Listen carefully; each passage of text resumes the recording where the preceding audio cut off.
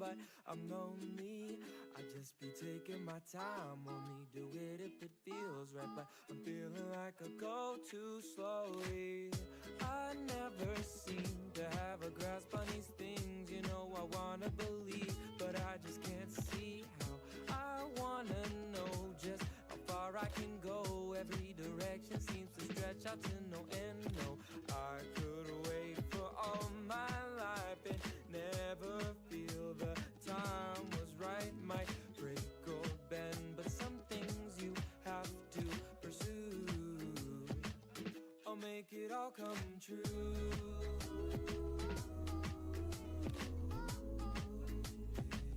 I'll make it all come true.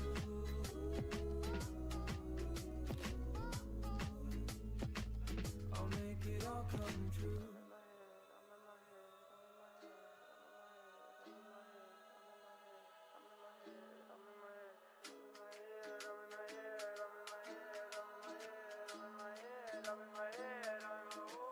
I got way too many thoughts running inside my head, but they will probably still be there until I'm dead. If I choose your way, I may lose my faith. I may be too late, no more time to waste. I may break or bend, but some things you have to pursue. I'll make it all come true.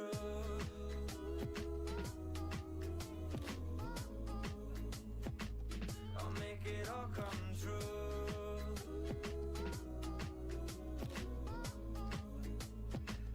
I'll make it all come true. I fall apart, I lose myself. I take some time, it can't be helped. I hold my own all by myself. I keep my pride and nothing else. I fall apart, I lose myself. I take some time, it can't be helped. I hold my own all by myself. I keep my pride and nothing else.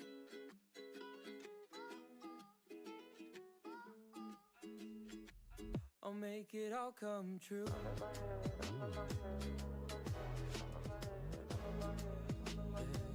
I'll make it all come true.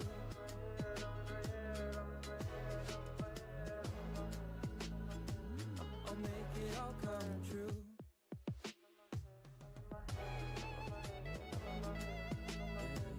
I'll make it all come true.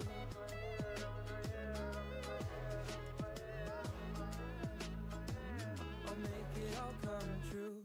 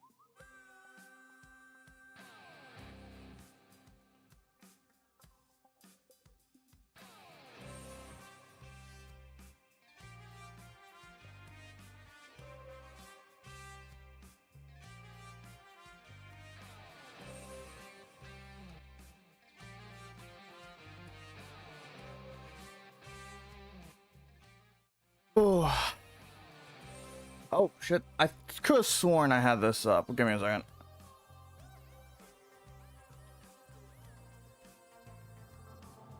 Howdy, folks, it is Zappius. Today we are well. Today was more of a chill hangout day. So normally I would have this on Friday, but there is a thing going on tomorrow, and it's not something I can miss, and it should take up most of my day. And I just don't feel like streaming during that day. So I'm just not gonna. I'm moving my due Friday to Thursday. The basic gist of everything. So, question is, what are we doing today? Well, I found one video that I thought was really interesting.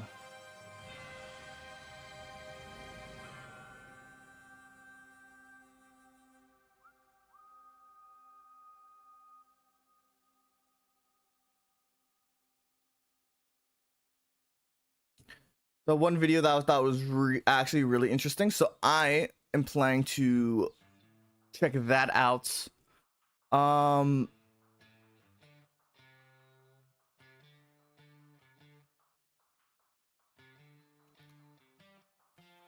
Maybe do some other stuff while we're just working on our own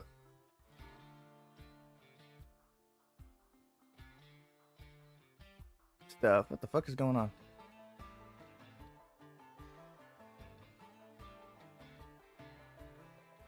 This sounds like something I would be interested in. Alright, we're gonna jump over in a bit, but let's just start talking about some stuff. So something that has caught my eye recently has been like sports. And for me, I've never really been super into sports, if I'm being perfectly honest. Like, I played football back in high school. But there was not I wasn't interested, you know? I couldn't really get into that. Like, I got into the mindset of being a player, but I could never get into the mindset of liking the sport itself, of being entertained by watching the sport itself. It's really hard for me. So I generally tend not to do it anyway, so it's like, oh well.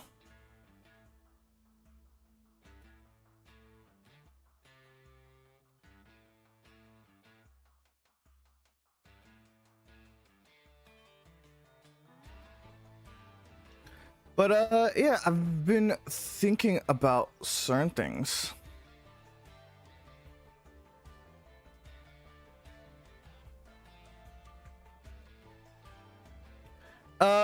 Recently one thing I've been trying to do, because it's closer to what I actually do, which is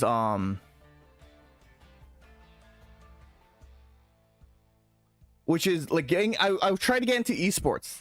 I always thought esports were interesting, but I never really thought too hard on it. For one, every time I tried watching esports, it's been super boring. I never understood anything, and that's basically how I felt whenever I was watching regular sports. So I was like, But every year I try to okay, where is when it is the season for starting to watch esports, or what esports should I start watching? Because there's two main ones that I keep seeing, which is Valorant and League of Legends. And I heard League of Legends actually is a nice one to watch, because I know a couple people who actually watch it. Other than that, I don't really do much of anything, you know? I don't really after doing that, I don't really try that hard into watching these things.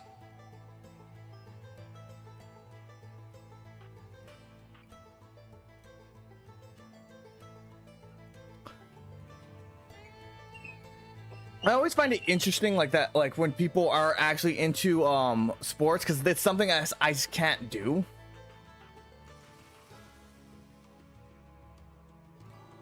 Like no matter how hard I try, I can't do it.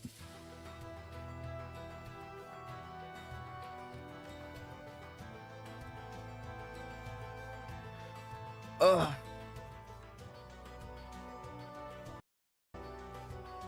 So on the topic of that,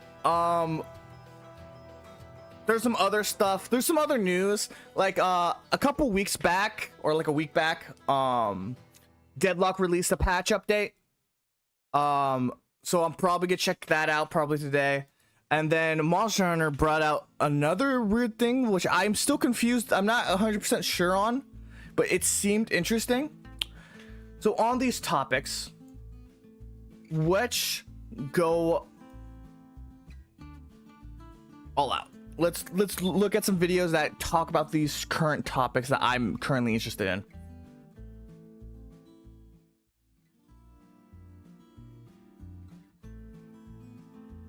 Okay, first we got Aka Scarlet. I'm not 100% sure how to pronounce that. Baseball explained by an anime girl. Maybe this will get me into baseball. I've always thought baseball was interesting. I liked playing baseball. Like I love going to batting cages. To my sister's dismay. But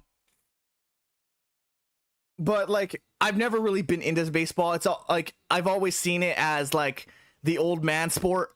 Like baseball. One of the slowest so let's look at this. You want to fall asleep half of the time, while also being one of the most exciting, crazy, high energy games you can be at. Now, there are two reasons why. From what I know for this girl, she, or like this this anime girl, she is a baseball VTuber. Like I've seen her out. Like I've seen her about like that's her entire gimmick, which is like she's into baseball. I think she's bad at the World Series. I think, or like I forgot what the baseball game. Like there's a baseball video game, and she's terrible at it. Apparently, that's all I really know about her. You might be here. Either you are here because you actually want to learn baseball. Or I'm here because I want to know baseball, and you just want to. Actually, you forgot to talk. I love baseball, and I want you to love it too. So I'm going to do my best to explain this as simple. The only real thing, like I know the basic rules of baseball, like you go, like you hit a ball, like you run bases. If someone catches the ball and tags you with the ball, like if the ball hits the ground and then someone picks it up and touches you with the ball, you're out. Or if they just straight up catch it while in midair, you're out. And then if you get 3 strikes, you're also out. And if three outs and you turn, you switch from offense to defense. That's basically all I know. And there's like 9 innings, I think. I also know that Dodgers won, like I think it was a year ago. I think. And remember Dodgers winning the World Series and people freaked out over the anime girl. Over Gargura. So that's really... Baseball can be a little tricky to explain, and I have to throw a lot of information at you. So I'm ready. I'm here for it. I'm here to learn. I love learning. The MLB, or Major League Baseball, is comprised of 30 teams that are broken down into 2 leagues, the American League and the National League, which is further broken down into 3 divisions per league, East, West, and Central. These divisions consist of 5 teams each. The MLB season lasts from late March, early April to late September, early October, and the postseason can run all the way into early November. It's worth mentioning spring training in February, which is basically preseason, so we essentially get baseball almost all year around. There are 162 games played during the regular season, and each team is working their way towards the World Series, the baseball championship. The MLB is the highest level of baseball in the US, and while there are other major baseball organizations in the world such as the NPB or the KBO, we will just be covering the MLB today. I also have to mention the MI. Yeah, I remember the like I know baseball is very big in Japan and Korea. I remember hearing about that. I don't know why, but like I know it is. Minor league baseball. This system players work up through and develop on their path to the MLB, the lowest level being single A and the highest level being triple A, before a player is called up to the major leagues. Fun fact, I have actually had the opportunity to collab with the Lake County Captains, my favorite minor league team, which are the affiliates of my favorite MLB team, the Cleveland Guardians. Now that I've probably already confused you on teams and how baseball is structured, let's get into what you're actually here for. How baseball is played. Let's go. There are 4 total bases: first, second, third, and home. 9 defensive players and 4 umpires, 1 at each base. Umpires are responsible for calling balls and strikes, which we'll talk about later, and enforcing the rules of the game. They are the refs of baseball. The goal of baseball is for a team to score more runs than the other team. Please, for the love of God, do not call them points. Oh my God. Teams take turns trying to score while the defensive team... That seems very touchy.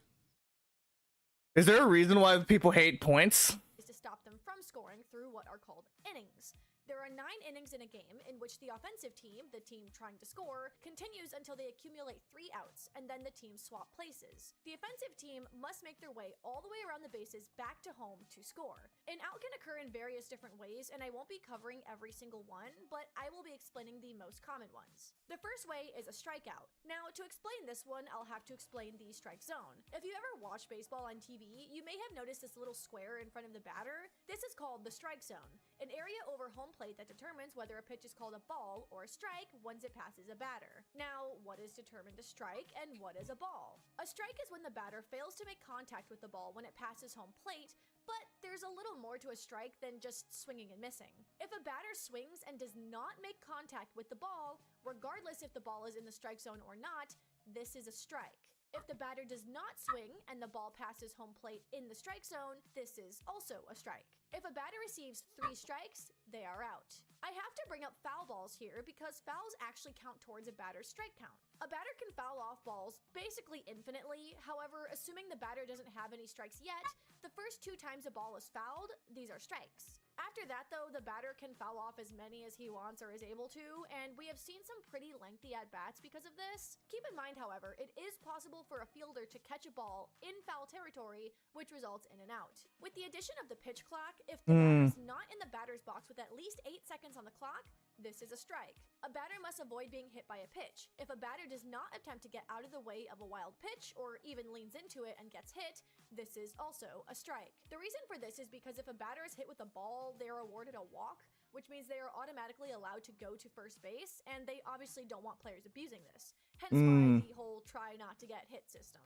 Okay, enough about strikes. What is a ball? This one is a lot more simple. A ball is called when a pitcher throws the ball outside of the strike zone and the batter does not swing. If a pitcher throws 4 balls, the batter automatically advances to first. As mentioned before, this is called a walk. Just keep in mind that a batter going to first in general is not called a walk. A walk is only from receiving 4 balls or being hit by a pitch. If a batter hits the ball and makes it to first without getting out, this is called a hit. Since I don't really know where else to mention it, I'll just put it here. If a batter makes it to first safely, this is called a single. If the batter makes it to second base safely in the same play, this is a double. Third is a triple, and if the batter manages to make it all the way around back to home somehow in a single play, this is called an inside the park home run. A regular home run, what you're probably familiar with, is a batter hitting the ball and it leaves the park. I know we already mentioned fouls briefly, but I'm going to add a little bit more that I didn't mention, like what is a foul ball in the first place. A foul ball is deemed when the batter hits the ball outside of fair territory that is marked by these lines. A batter can hit a ball out of the park, also known as a home run, like I just said. And if the ball goes left of the left foul pole or right of the right foul pole without hitting either pole, this is called a foul. It's important to note that while the first 2 fouls count as a strike against the batter, the final strike cannot be the result of a foul ball unless the batter tips the ball and the catcher catches it. Okay, enough about strikes and balls. The next way an out can occur is a ground out. A ground out happens when the batter... We're talking about bowls. Hits the ball on the ground towards a fielder who then throws it to first and touches the bag before the runner gets there. 2 outs can occur during a double play where most commonly a ball is grounded somewhere near second base, usually forcing the advancing runner out and then throwing out the runner heading towards first. Though extremely uncommon, triple plays are also a thing, and you can probably guess how it happens. Another way to record an out is if a defender can catch a ball before it hits the ground or goes over a wall or fence. These are typically referred to as a pop out, which is when the ball is hit high and around the infield, or a fly out, which tends to be hit more into the outfield. Other ways to get out are things such as getting tagged on the base paths, picked off, or caught stealing, but we'll go more into detail on that later. Stealing is what I never understood. Like, I never understood how stealing worked. Like, I understood that, like, hey, you could run, like, you can run, take a base, like, while there's someone at bat. But, like, I never really understood how that really worked. There are 9 numbered positions. Our first position is the pitcher. The pitcher's responsibility is to throw pitches to the opposing team's batter with the intent of getting them out. A pitcher is also responsible for picking off a runner under certain circumstances. A pickoff is when a pitcher attempts to get a runner out who is leading off, or essentially standing a few feet away from the bag when the pitcher is pitching. This is done by runners to attempt to gain an advantage to advance to the next base. Now, there are very specific types of pitchers for specific types of the game, but I'm only going to cover a few that I think is really important for you to know right now. First, you have your starting pitcher, who starts the game and generally pitches through a significant amount of innings, but this can change depending on their performance. Following your starting pitchers, you have your relief pitchers. Relief pitchers are essentially any pitcher who comes out after the starter and can be further broken down into multiple roles. But I'm only going to be talking about the closer. The closer is responsible for throwing the final pitches of the game, preventing any runs from scoring. Next is the catcher. The catcher is the player who plays between the batter and the home plate umpire. You may think that their job is just to catch the balls thrown by the pitcher, but they actually have really important responsibilities beyond just catching the ball. The catcher is the only defensive player who has a full view of the entire field, and it is their job to communicate everything that is happening to their team and lead defensive plays, as well as making plays themselves. They may, for example, attempt to get out a runner who is trying to steal, or tagging out a runner coming home. Let me talk about what stealing is really quick. A stolen base is when a player advances to the next base while the pitcher is about to throw. It's basically when a player tries to run to the next base without getting caught, but it's not the result of a batter getting a hit. It's purely a runner just trying to get to the next base as quickly as they can while the pitcher is about to deliver a pitch. Occasionally, you may see a catcher making these little signs with their hands towards the pitcher, and in response, you may see the pitcher nodding or shaking his head. What is happening is that the catcher is calling for specific types of pitches based on the opposing batter's weaknesses or tendencies. In this video, I will not be covering the different types of pitches because I think at the moment that's a little too much for From what I do know of baseball, that tends to be like there's a lot of pitches. Like, I only really know curve and fastball, but like I'm sure that there's like even more. For you to know, like right now, but if you are interested, I can make a video in the future about the different pitch types. Like, yeah, I would be down to watch that. The catcher and pitcher have good chemistry and can work really well with each other in order to be successful. Recently, the league has introduced the PitchCom, which is an electronic device that transmits the signals from the catcher to the pitcher. So you may not see the catcher physically signing anymore, but it's still very important, as they may, for whatever reason, return to physical signing. Catchers are very easily recognizable by the gear they wear to protect themselves from foul balls, balls thrown in the dirt, or player collisions at home. Next, we have our first baseman. First basemen are responsible for making most plays at first base. Pretty self-explanatory from the name. First basemen are ideally very flexible, as they may need to stretch to catch balls thrown to them to get the out at first. And they also have to have quick reflexes in case any hard hits come to them from near the foul line. Fourth on the field, we have our second baseman.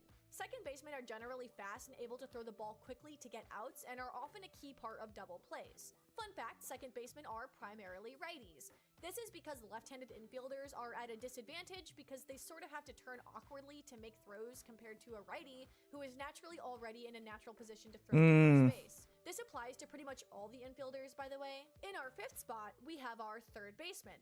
Third baseman must be able to make quick throws and very long, accurate throws to get the outs at first. You start to notice that a lot, if not a majority of the outs, happen at first. Similarly to first baseman, they must be able to catch quick, hard hits that come straight to them. Marked as number 6 is the shortstop. Shortstops are defensive players who play between second and third base and are considered to be one of the most demanding positions. They must be very agile and have very quick reflexes, as many balls come their way, and they must be able to make long, accurate throws like third base. Our seventh spot is left field. They must be able to catch very well and possess great defensive skills, as many balls are hit their way, since a majority of batters are righties and they tend to hit towards left field. Compared to some of the other outfielder positions, they don't generally need to have as much of a strong throwing arm, since they're often throwing shorter distances compared to that of center or right field.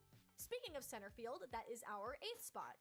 Center fielders play in between left and right as they need to be fast, cover a lot of outfield, and have an accurate throwing arm for very long distances, as well as excellent catching abilities. Center fielders are considered the captain of the outfield, and they're responsible for calling off the left or right fielders if they are the ones to make a catch. Calling off basically just means telling the other players around them that they're going to make the catch to avoid any potential player collisions or any errors from happening. Finally, we have our 9th position, the right fielder. While not as many balls come to them as left or center, right fielders ideally have the strongest throwing arm of the 3 outfielders, as they have to be able to throw really great distances to get the ball into the infield, and they don't need to be as particularly as fast as center fielders, for example. As a bonus, I'm going to mention the DH. A DH, or designated hitter, is the player who is not playing any defensive positions in a game, but can add value offensively. The purpose of the DH is to take the place of a pitcher in a lineup, since pitchers don't typically hit unless you're Shohei Ohtani or Babe Ruth. DHs are chosen for multiple different reasons. Some clubs may have a player who is primarily the DH. A DH may also be chosen if they would like to give one of their regular players a rest day, but still use their offensive abilities. DHs are expected to be able to play offensively above average since they do not provide any defensive value in a game. I'm not good at like when I played before, like I knew I was not fucking good at like playing defensively.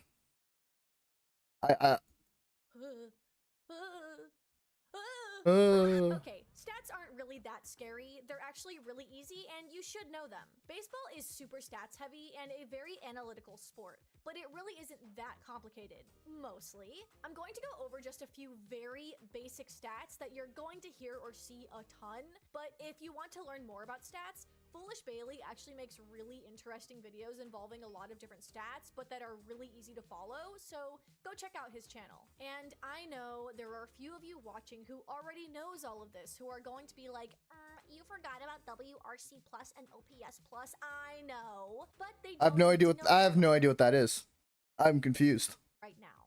Anyways, we're going to start with the slash line. The slash line is made up of 3 stats that make up a player's offensive performance. The slash line represents the player's batting average, on-base percentage, and slugging percentage.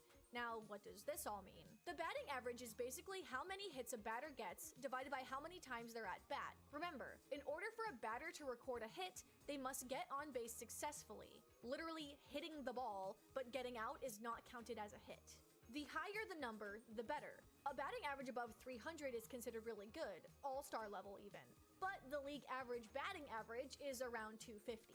Next on the slash line is on-base percentage. This one is pretty self-explanatory, but it's basically how often a batter gets on base, regardless of how they got there. Hits, walks, etc. The last stat in the slash line is slugging percentage. This stat basically measures a batter's power and is the amount of total bases divided by their total at-bats. Don't worry too much about this one though, it's probably the least important of the slash line. Moving on from the stat line, we have RBIs. RBI stands for runs batted in. A batter earns RBIs when their at-bat results in another teammate scoring. For example, if there is a runner on third base and the batter hits a base hit, this brings the runner at third home to score and awards the batter an RBI. The next stat I'm going to talk about is ERA, which is a pitching stat. ERA stands for earned run average and is the total amount of runs allowed divided by the amount of innings pitched times 9. That sounds a little complicated, but all you need to know is the lower the number, the better. An ERA of 2 or lower is considered very good, while an ERA around 4 is about average. The lower the better, the higher the not better. Now this stat is really not that necessary for you to know, however it's literally everywhere, so I feel like I have to mention it. WAR. WAR? This stands for wins above replacement and essentially means how valuable a player is to a team. Think of it as how many more wins a player contributes to a team compared to if he were replaced by a different player, like a minor league player. For example, a player with 0 WAR, if replaced by a minor league player, would maintain the same amount of offensive productivity compared to someone like prime Mike Trout, one of the greatest players of all time, and has such a high WAR that he is pretty much irreplaceable. Okay, enough of all these boring stats. Let's move on to how to read the scoreboard. If you've ever gone to a game, I do love the one thing I do like is like is that fucking like little jingle that you do. You will see the scoreboard, but there there's quite a bit going on, so let's break it down. Now, all scoreboards have more or less the same amount of info on them. Some might just have a few extra stats or something, but we're gonna cover what's most commonly shared upon all of them. To start, on the sides, you will often see the lineup, which is the order that the players bat in along with their batting average. You may occasionally see the fielders and their positions as well. There may be some additional information about whichever player is batting, but let's talk about the most important part, the actual scoring. These 9 boxes display each inning and how many hits were recorded every inning for each team. R stands for runs, which is the score. H stands for hits, so this is all of these numbers added up. E means errors, which is when a fielder makes a mistake, allowing a runner to advance when it should have been an out. M, or MVR, means mound visits remaining. A mound visit is when the coach or manager and essentially some of the other players go to a pitcher to offer any advice, strategy changes, address issues, etc. with a pitcher. This usually happens when a pitcher is starting to struggle a little bit and they need a new approach. Each team is allowed 4 mound visits per every 9-inning game, and I didn't mention this before, but if the score is tied by the end of the 9 innings, the game will go into extra innings, or basically overtime. The scoreboard will also display how many strikes and balls a batter has, as well as outs. Since we're talking about scoring, I will also talk about the score bug. This is the little scoring infographic that you see pop up on the screen. I've seen this. I've seen this a couple times. May display who is batting and who is pitching, how many pitches the pitcher has thrown, the batter's batting average, the score, the count, which is how many strikes and balls a batter has, outs, and runners on base. The inning will also be shown with an up or down triangle. The triangle shows which half of the inning it is. The top of the inning is the inning where the visiting team bats, and the bottom of the inning is when the home team bats. So I think I ended up explaining way more than I kind of meant to, but baseball is a pretty complicated sport, and I wanted you to be able to watch a game and understand what's happening. I left out a ton of stuff that I might end up making more specific videos on. Is there an anime? If there's anything you need me to clarify, please let me know in the comments. I kind of flew through this and gave you a ton of information so I can understand being overwhelmed. And if you want, I can break them down even further into much easier, smaller sections. But let me know. Thank you for watching.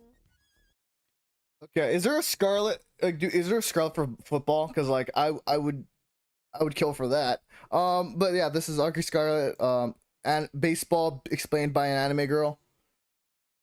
Check it out if you ever feel like it. That was a really fun one. I actually like that one.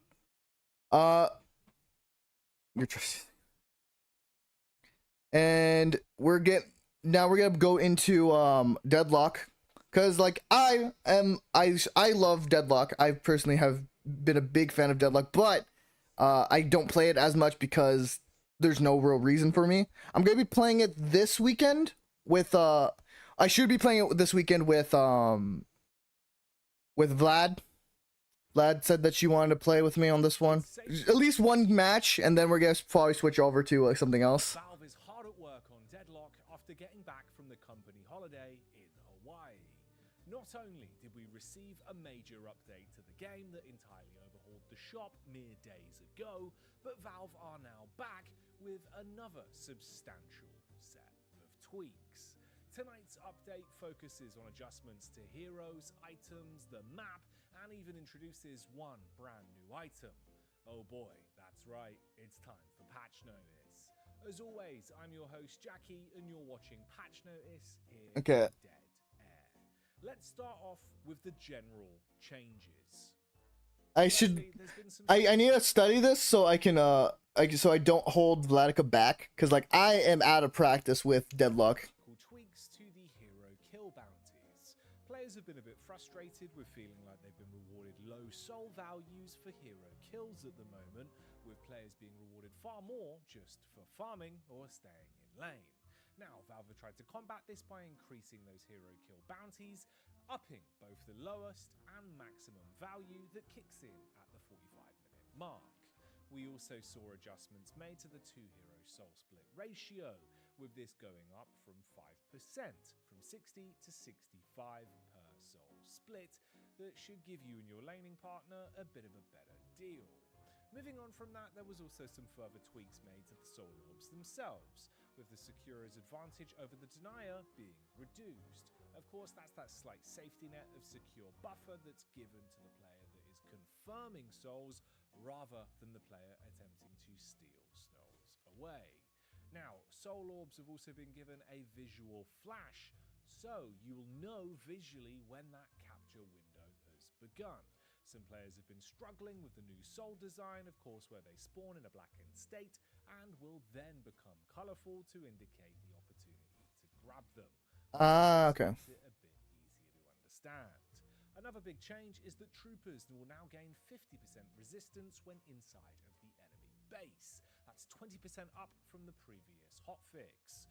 Rejuve's trooper multiplier has also been reduced, going Okay. from 2.2 at base value to just 2, and at the high end down from 2. I don't know how I could understand this better than the stats for the baseball stuff. I don't know. 0.8 to 2. I understood this better. Of course, both of these changes are a fine balancing act, with Rejuve and those resistance changes to troopers making ending games a bit of a tightrope walk. Talking of walking, walkers themselves have also had adjustments made to their resistance versus troopers, with it now reaching minus 40% at the 20-minute mark rather than the 16-minute mark. Alongside that, the base HP for walkers will also be increased by 10%. Walkers, especially outer lane ones, have felt very paper thin in this patch. I've like, I don't know, like for me, like whenever I played, I felt like whenever we got walkers down and I have to return to base to heal and get stuff done, like by the time I get back, the fucking walker is already dead. So I'm glad to see any additional health being given to them. Now, there is a caveat to that, with objectives globally receiving a spirit resistance reduction, going down from 50% to 40%, so a 10% base reduction. So it does balance out some of the changes mentioned. Another interesting change that was thrown into tonight's update, though, is the range to attack shrines. Talking about ending games quicker, this will certainly help when you are invading. You can see just how much additional height and distance you can now have when fighting the enemy shrines. This is quite far back, even further than 25 meters when checking the actual range split. So keep that in mind when it comes to dealing damage. I also noticed the slight bit of map changes. And see what Valve have done to affect the base in tonight's update. Of course, this free split that's on screen right now is from before the patch. I also want to just give you a quick overview of some of the areas that have changed, as notably it's the base outer lanes that have been adjusted. You can see here with Greenwich and York, the base guardians and bridges used to be further back with more of a shape to them. In the after footage, you can see that the base guardians have been moved down to the lower level. We've had the bridges flattened out and a new doorway opened up on the right-hand side, which, as you'd imagine, will connect to the rope area that gives you access to that second layer when invading the enemy base.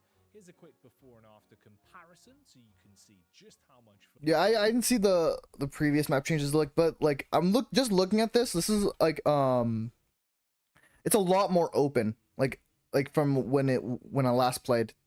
Very, very open. Down the Guardians have moved. This adjustment is an interesting one, and I saw some rhetoric about it with people saying they don't really like the idea and think it was better before, when I posted some comparison images onto the Deadlock subreddit earlier before posting this video. Who gives a shit about this? I'm gonna be perfectly honest. The Deadlock subreddit is so fucking, I don't know. Like a lot of the times, like people are just like there to hate. They are there to just talk shit. Like the idea of the gameplay interactions of opening up this small... That's most Reds though.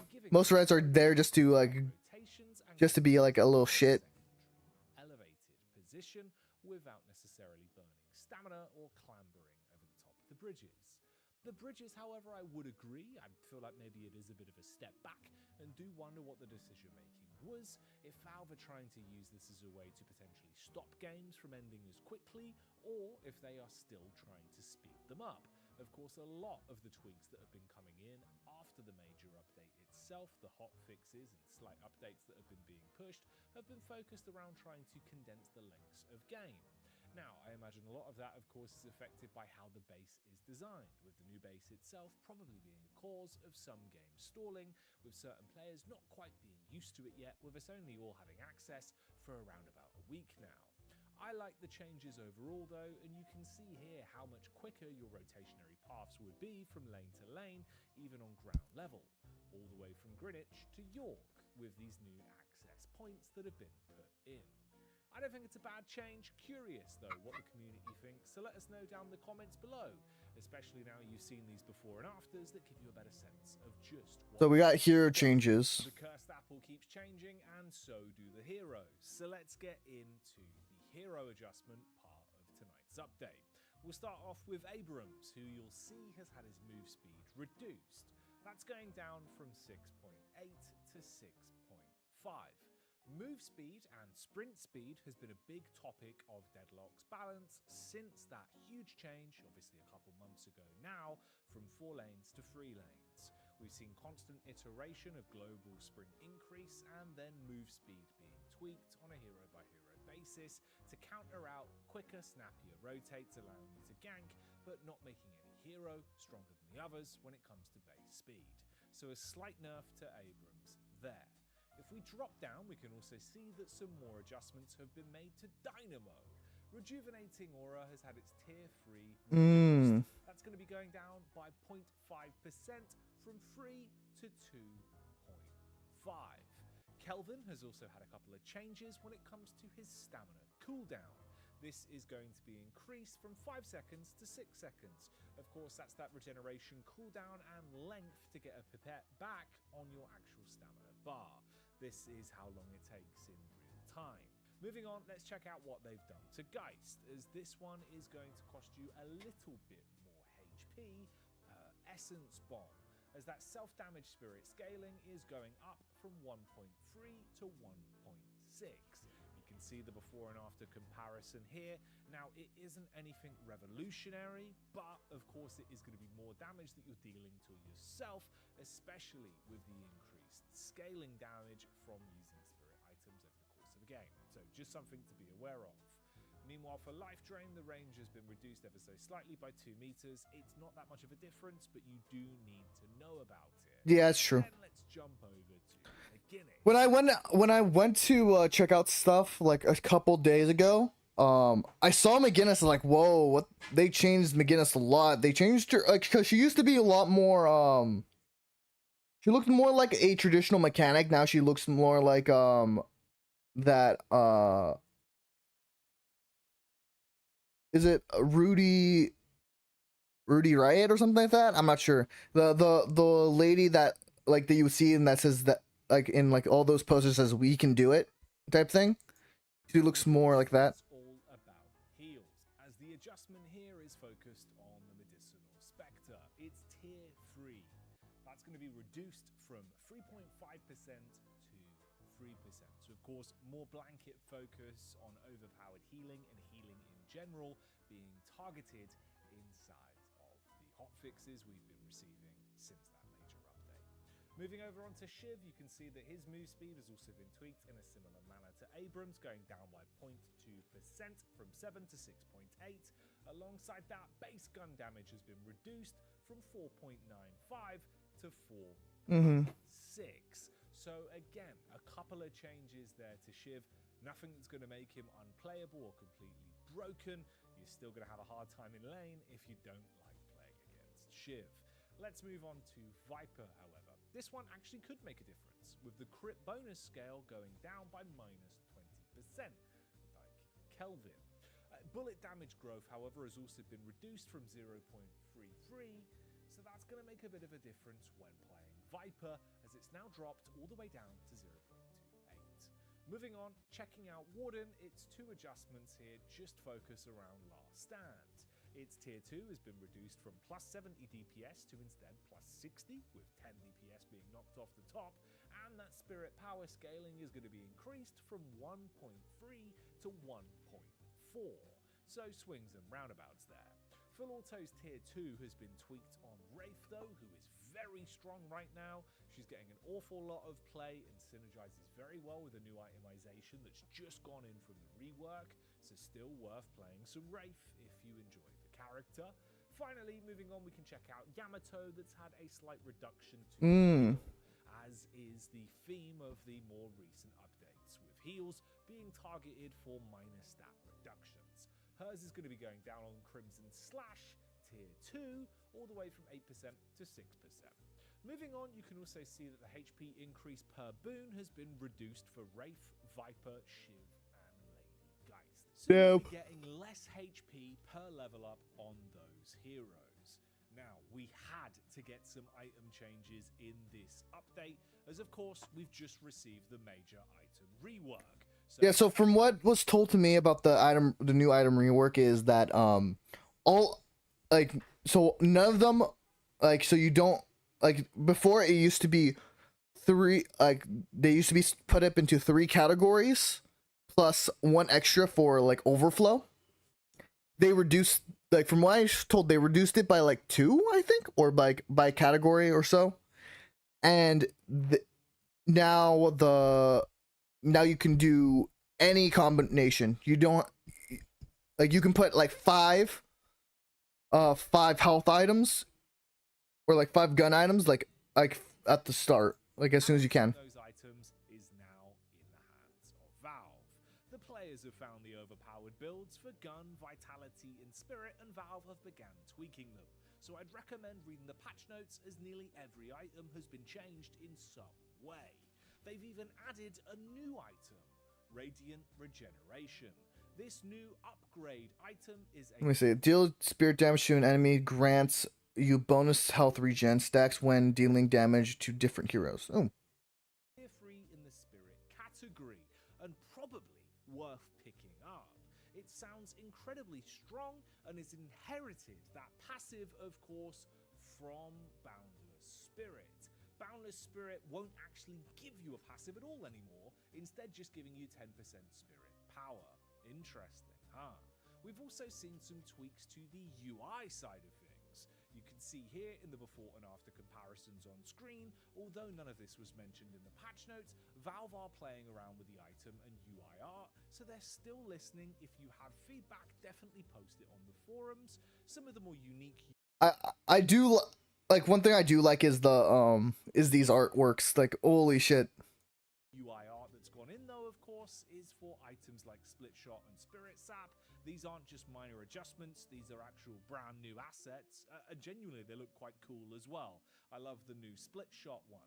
So there you have it, a quick roundup of all of the interesting parts of the update that's just been shipped from Deadlock by Valve. That was Dead Air, with their Deadlock patch update. I will try, one thing I will try to do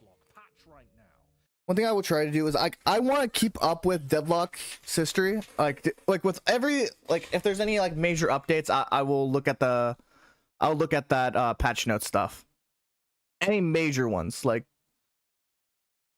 because the map changes and stuff like that, definitely need to look those up. Lastly, we have Monster Hunter. We have always been a big fan of Monster Hunter on this channel. Okay. So we're gonna be looking at this. Open mind and positivity. You don't do a 2-minute trailer for just a layered armor set, do you? A few moments later.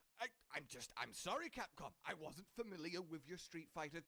Let me actually, no, let's actually look at the, before we watch that, let's actually look at the this thing. Special trailer. Let's actually look this up. Has the weight of my fist sparked a killing intent within you, Hunter?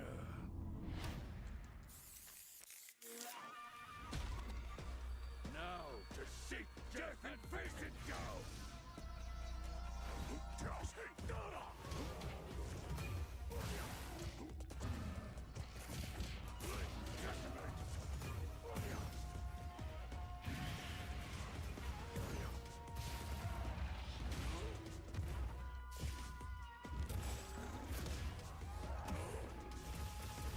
We're gonna snooze this real quick.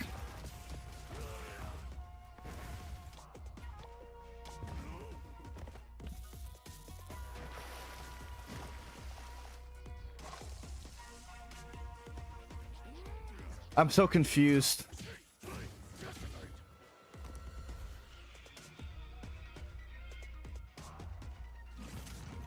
Masterfully grilled, Hunter.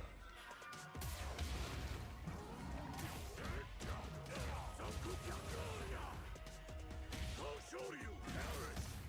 K.O. Akuma wins. Yes, this is the battle I hunger for.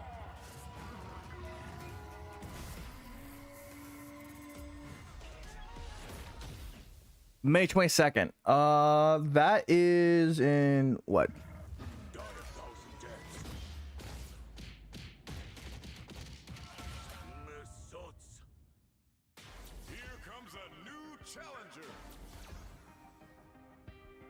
Yeah, hey there, I do this. Never feel blue. And when I get up in the game, your RP improve. A real problem, but I solve. That looks interesting. So what did this guy have to say? Collab game. That is wonderful. Hello, my fellow hunters. Let's get into this then. They have fully revealed both the May update and the Street Fighter 6 collab. And, well, wow. So we'll go into my first reaction and then all the details.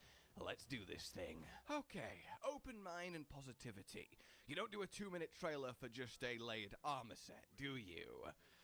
Oh, I can't, and I already love the voice. So Street Fighter we know. That's a really lovely little logo. It's a Kuma again. Though he does look fabulous. Look at him go. Oh my god, that is quite a complex gesture.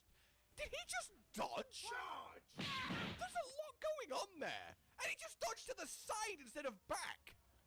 Is that like a move? Oh my god, that actually looks amazing. Does he have a moveset? Or is it just like a series of fighting gestures? Like the Shoryuken and Hadouken we had in Worldborn. Ah, Blanca Palico. Oh, it's so adorable. Akuma, of course, fishing, as you do. This poor man's about to break his arm. He just stunned the training dummy, so you at least do KO damage. I love him like, this is a child. What is it doing here? That was an offset attack. I swear to God, that looked like an offset attack. He got repelled away. There was the big swirly. There was the doomph of an offset. That was a little downward hit. Does KO actually happen when you finish a hunt while wearing a Kuma? I'm curious about this. Looks like it is. I am all in. Like, there was way too many different animations and attacks there for it to just be gesture spam. Surely, even if it's like 4 gestures, that's still a lot of fighting fun. What is have they done like a... Oh, of course, yeah. The skins for Alma. Have they done like a pseudo 50? Hey, that's nice. Getting the spin kick, the Worldborn gestures back, a new actual collection. Have they done like a 15th pseudo fist weapon that's Akuma fighting techniques? Because it feels like that's what they've done. In which case, I just say, with everything... Yeah, let's kind of look at this. So, yeah, this is still being planned out. I did this. I did not get a chance to do Arc Tempered Raidao. None of my friends were online at the time. I definitely will. Let's see. Let me double check with the fucking like my month stuff about that. That's on a Wednesday, so I could do Thursday. I can plan a stream for Thursday next week. Fair enough, that's insane.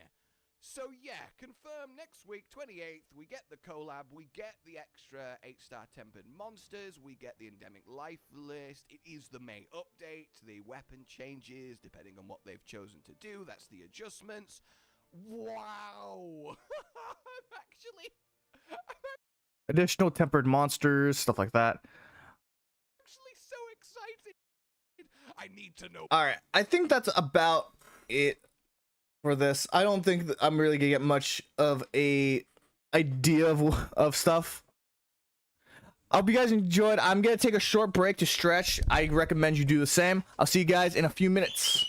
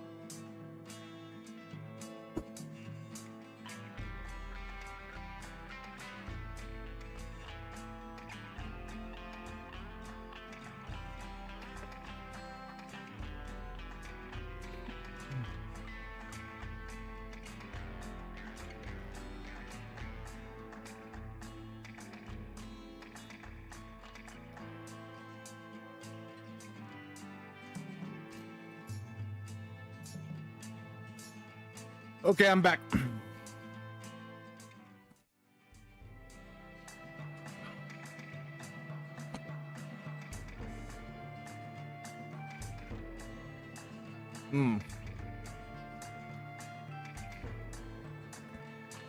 We're jumping over to Elder Scrolls right now. I'm just eating my sandwich.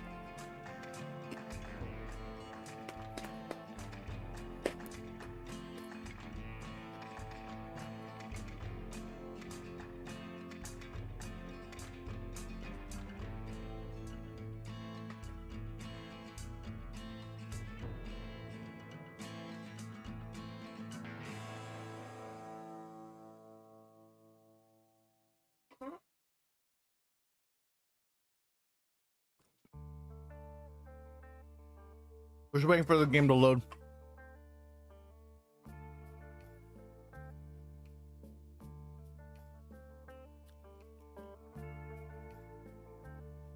Okay. I'll be right back. I'm gonna go grab the. Fuck! Ow. Son of a bitch!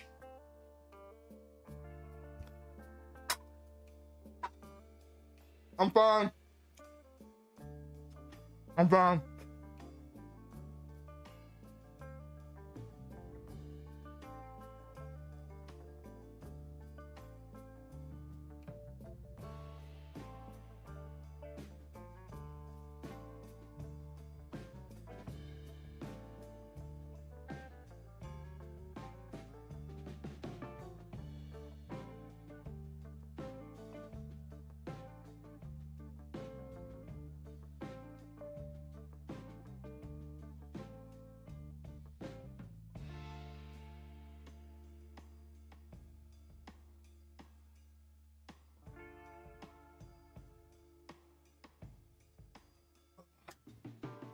I hurt myself, but I'm fine.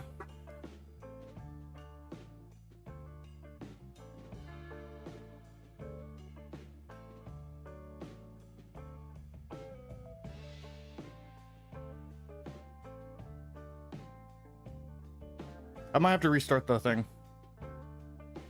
Ugh. Hopefully I didn't break something. Hopefully, you know. All right, let me. Okay, that did not work. Gotta quickly exit the game.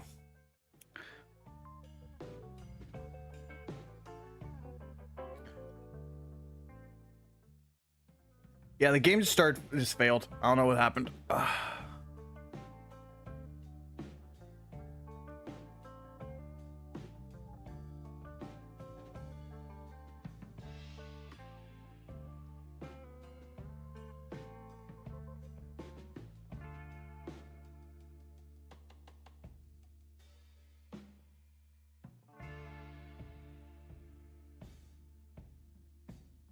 Oblivion does not want to crash. Oh, there it is. All right. Okay. Let's retry that.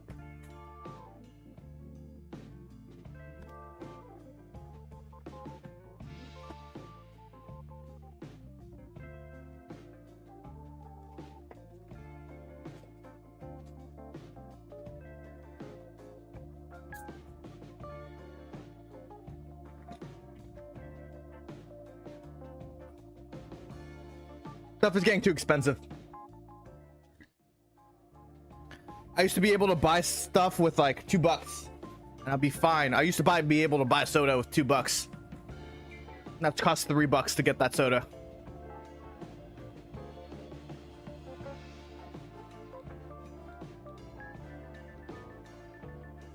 So today we're gonna do a little bit of this, and we're gonna do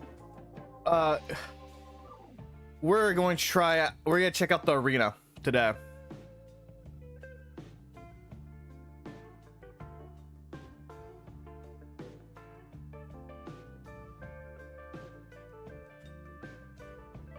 Oh, that's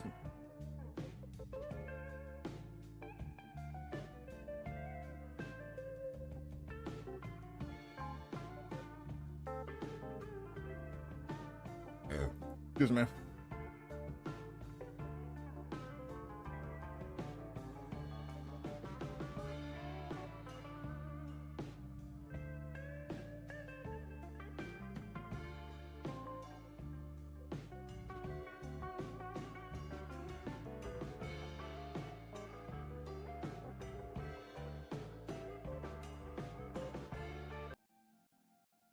Ooh, we're having a little bit of a lag out, which is weird because this is a single player mode.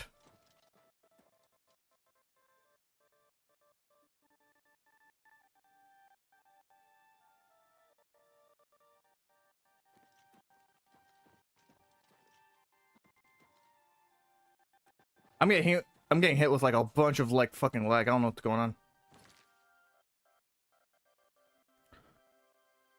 I'm gonna restart it because it might just be an issue with. Yeah,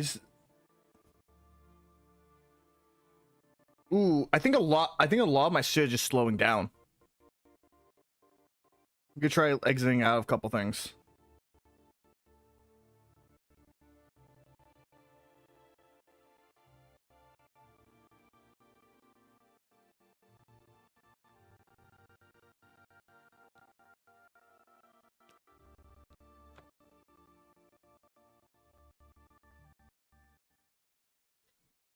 Yeah, the thing is just dying super hard. Yeah, I don't know what the fuck happened. It was getting to the point where it was crashing my it was like slowing down my OBS too. So that was weird.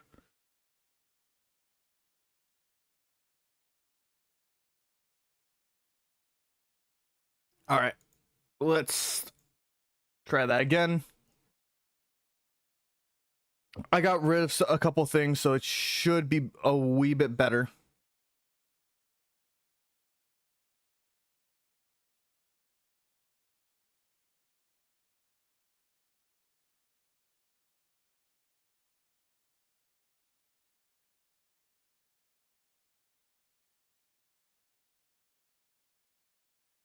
Shit. Okay, that's very fucking tempting, not gonna lie. Okay, so I was talking to Sarah about this, and like we're on this discussion of Star Wars. And like I've always been of the mindset that I prefer the guns of Star Wars over the lightsabers and shit. I'm gonna give me a second.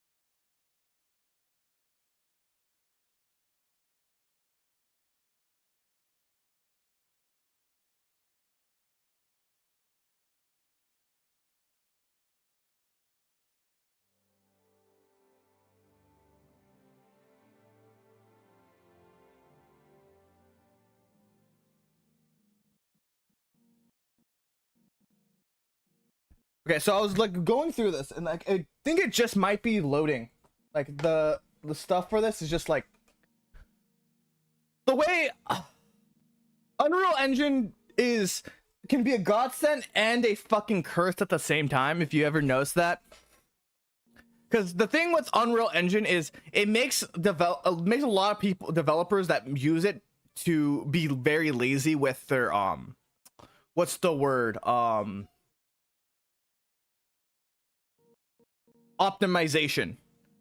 Because from what I was told, so I'm not a fucking dev, but from what I was told, Unreal Engine 5 has a built-in optimization thing, and that is what, again, a lot of more recent developers have used that as a crutch instead of actually manually optimizing their games.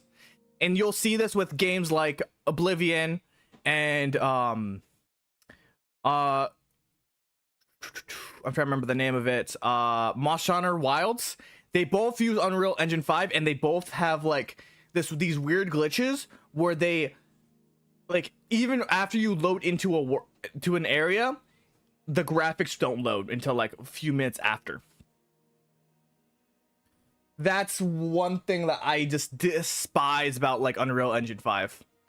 Because there are some games that like do Unreal Engine 5 amazing, and like one of them being what was it called? One of them being, oh, he looks like he's coming to me. Afternoon. Oh, never mind. One of them being what is it called?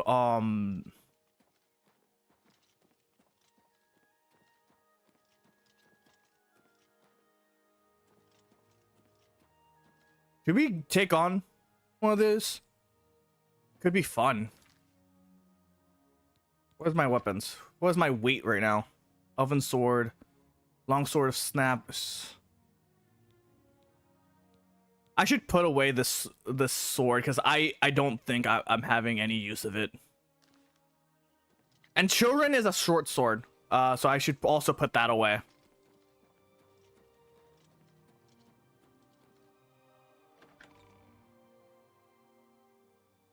I'll put that into like the main room for now until I can get the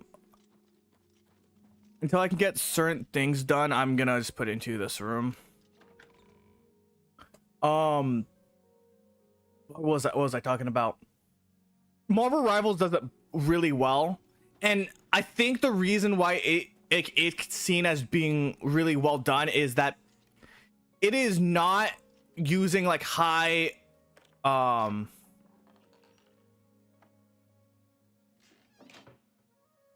is not using like high-end stuff for it. What's your story?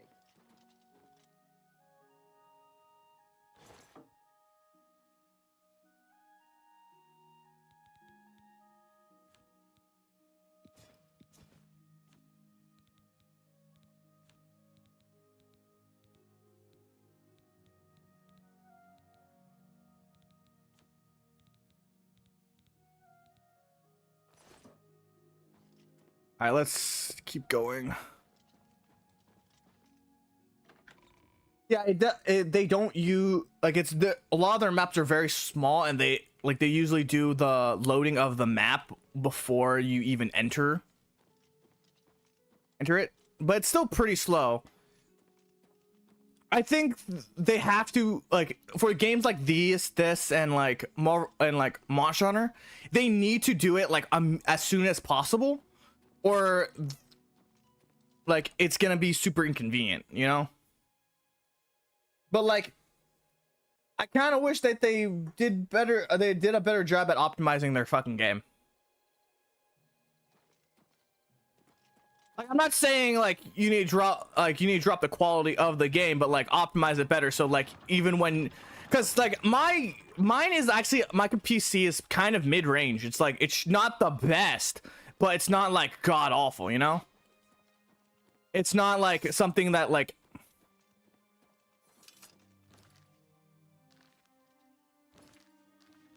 it's not the like worst thing ever.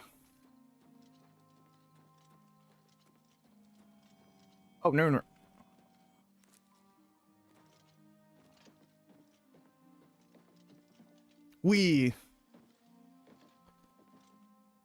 Okay, we're actually going to head over to the arena area. Palace District, Plaza, Elven Gardens, Market. I know there's an city arena, because we're gonna try this out. I am not like, I think the guy just follows you though. I'm not sure if we're actually a follow.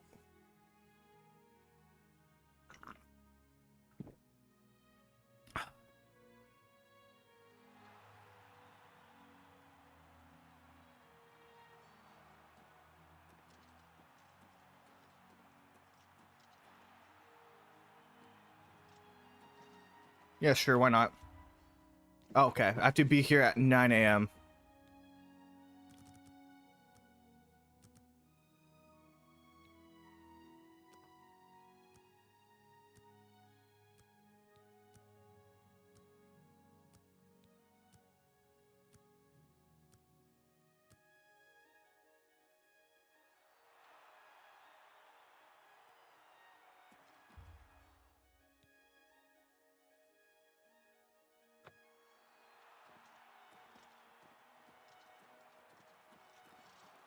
What is it, citizen? Hello there. Welcome to the arena. I don't think I've ever seen you around here before. I know. What's up? Believe me, if you're looking to join the arena as a combatant, you need to head down to the Bloodworks and talk to Owen, the Blade Master. If you're here to bet on a fight, on the other hand, you're talking to the right man. There are matches all day long, from 9 a.m. to 9 p.m. That's a lot of chances to fill your purse with coin. So, I don't want to bet right now. all right. Why are you so sad? If you need anything, please just ask. I'd be happy to take your bet if you change your mind. If, by any chance, you're interested in actually fighting in the arena, you need to head down to the Bloodworks and speak with... Just head through the door here on my right and take the stairs down. Be on your best behavior, though. Owen is a bit... cranky by nature. Uh-huh. All right. Good day now. Let's go.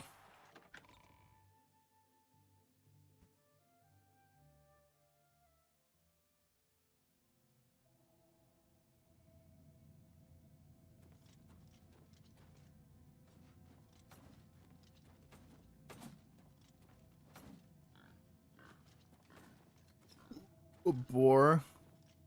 They said take the stairs down?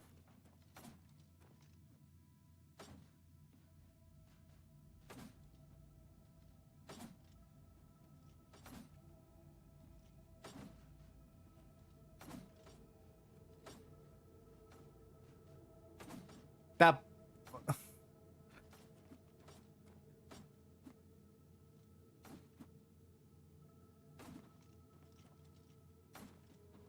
Oh, I huh. don't know who you are, friend, but you've got about 10 seconds to tell me what you're doing in my Bloodworks before I lop your arms off. I want to be a combatant. You what? You want to be a combatant? Look at you! My granny could beat you, and she's dead. Wait, you're serious, aren't you? What is it with you people? You walk in, want to be combatants, and your entrails end up decorating my red room. All right, it's your funeral. Welcome to the arena, you filthy pit dog. You're free to fight so long as you know the rules of competition. Okay. Now let me give you your battle raiment. It's the uniform of all arena combatants. Do you want a light raiment or a heavy raiment? Heavy. Here, wear it proudly. And keep it in good condition, would you? That way I can give it to some other suicidal idiot after you're dead. Just let me know when you're ready for a match. Get a move on. Let's put this on.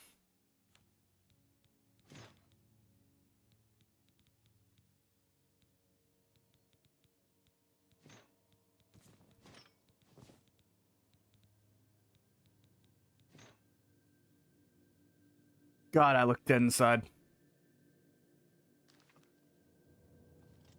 You haven't run home to Mama yet, huh? That's Isabel Andronicus, crabby old woman who sits over there. She's dear to me, so if you wrong her in any way, I'll rip your damn liver out. Fair enough. Blade Master. That's me, genius. Down here, I'm the boss. I don't care if the Emperor's ghost is floating around. In the Bloodworks, he answers to me. The first arena Blade Master. Best damned warrior that ever lived. Served with the Order of Diagna. Got killed fighting the Orcs. Azura rest his soul. Okay, Grand Champion. The reigning Grand Champion is Agranacro Malog. His fighting name is the Great Prince. He's an orc.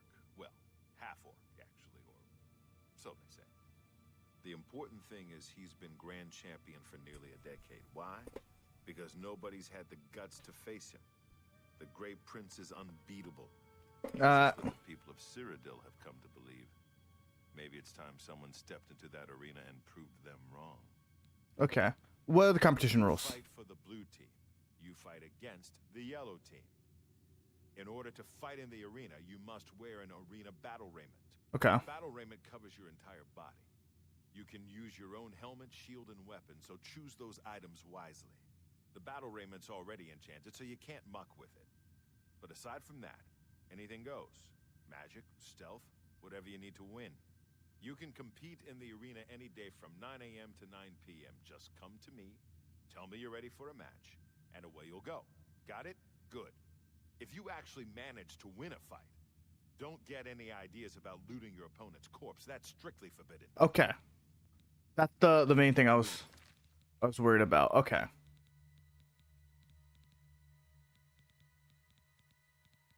So we can cover our faces. Fun. You haven't. Ready for a match. All right, maggot. Looks like you're suited up in your battle raiment and all set to go. The red room is just over there. When you're ready to get eviscerated, just head up the ramp to the arena. Good luck, and may Azura have mercy on your soul. I don't need luck. I am me. I am greatest of all time. Which way is the red room?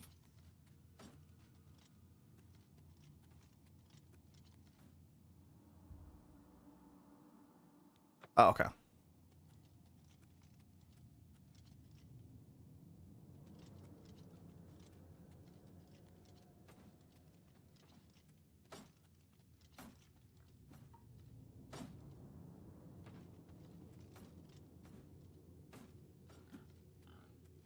I think this is the red room.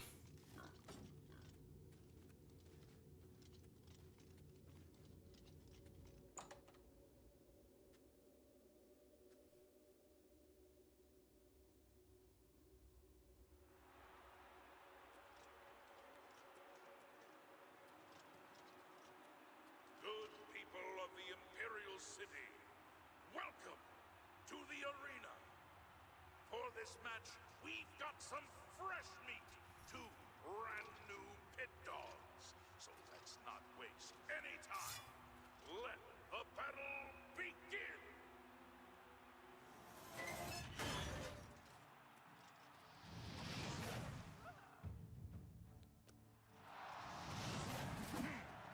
You're pathetic.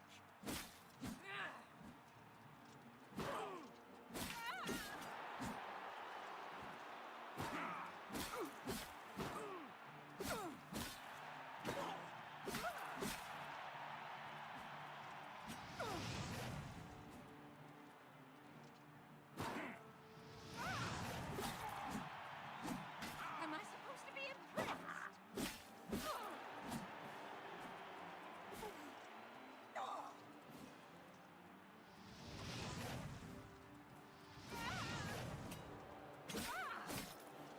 Get over here, over here, over here. Good people, we have a winner. All hail the combatant from the blue team. Victor from the blue team, leave the arena now and rest. You earned it.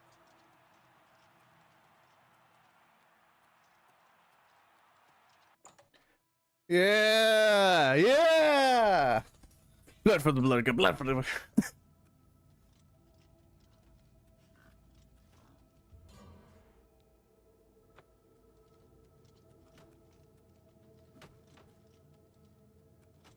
That was easy. I'm a busy man. By the 9 divines, you did it. You actually won. You ain't so bad after all, pit dog. You may even survive enough matches to advance in rank. Here, kid. This is your payout for the victory. There's more where that came from if you can keep on winning. Now go unwind before your next fight. All right. Okay. Hail, friend. I don't believe I've ever seen you down here in the Bloodworks before. Allow me to introduce myself. My name is Agranok Gromalag. Most people just call me the Grey Prince. He's so nice. I know, but the people of Cyrodiil need heroes. I'm more than happy to oblige. Ah, so you're an arena combatant. It's always good to meet a fellow warrior, especially one who isn't here just to kill the Grand Champion. Damn. Yes, it's what everyone calls me. I guess I'm partly to blame. I have never made it a secret that I'm actually only half orc. I am a lord's son, yet I've been denied the noble privilege to which I'm entitled. So I have become the Grey Prince, noble in my own right. Still, if I could prove who I really am and show the world that an orc can be noble in blood as well as deed, maybe, yes, you could help me. Sure. Like, yeah. I grew up here in the Imperial City, but I was born elsewhere. My mother was a servant in the employ of Lord Leviticus and resided at his fortress. Okay. Lady Leviticus was a shrew of a woman. The Lord and my mother grew close and ultimately fell in love. I was the result of their union. When the lady learned of my birth, she was furious and threatened to kill both my mother and me. So we fled, leaving my claim to nobility behind. Mm-hmm. Okay, please go on. My mother died recently. Before she passed, she gave me this key and told me it would unlock the truth at the place of my birth, Crowhaven. Crowhaven is a ruined fort far to the west of here. I'd go myself, but my training regimen doesn't allow for the luxury of such an excursion. My friend, you must travel to Crowhaven and use the key to unlock whatever it is that holds the proof of my birthright. Find this proof and return it to me, and I'll share with you some of my finest combat techniques. Trust me, you can't learn these moves in a book.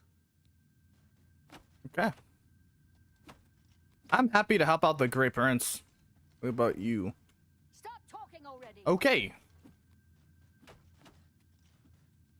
Hello.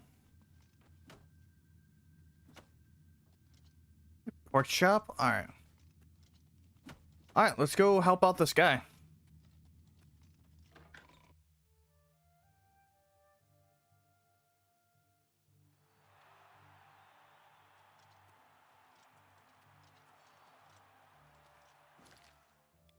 Man, if there's a chance I actually might have to kill him, I'd rather.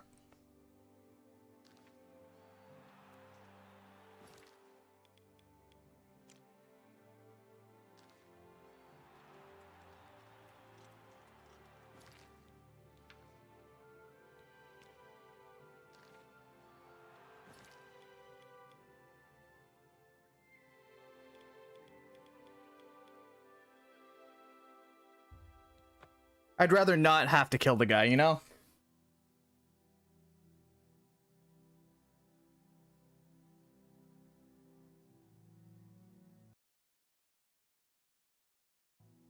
Was like, you seem like a nice guy, I hate to kill you. You seem like a nice guy, I hate to die. That type of shit.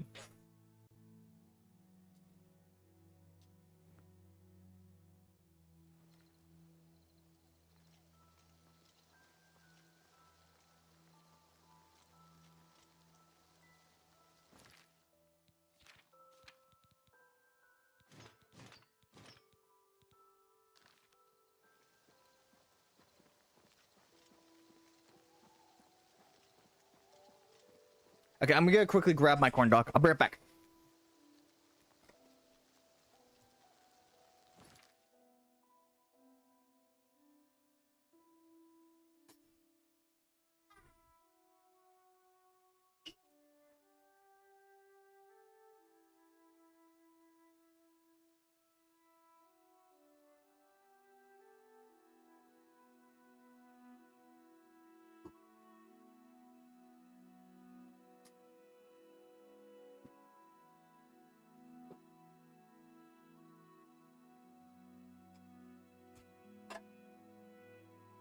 Alright, we're back. I have a corn dog.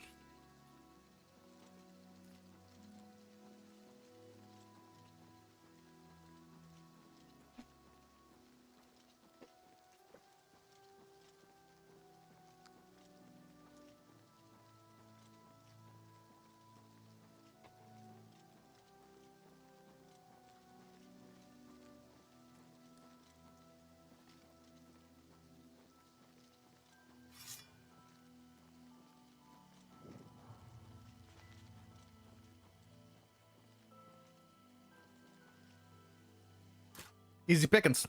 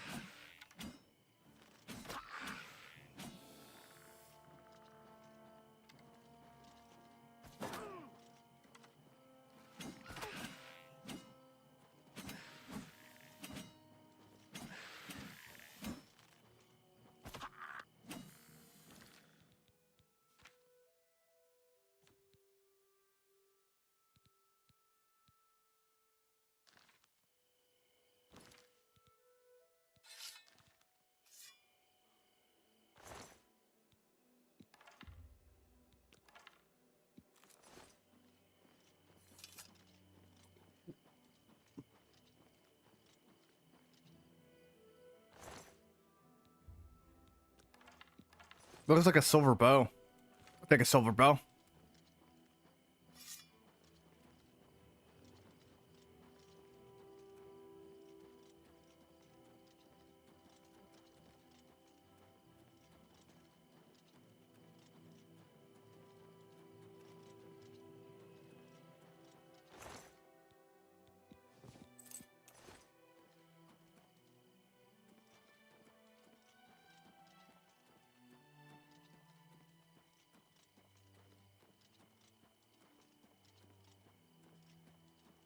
I don't know about you guys, but like I like the idea of exploring ruins is really cool.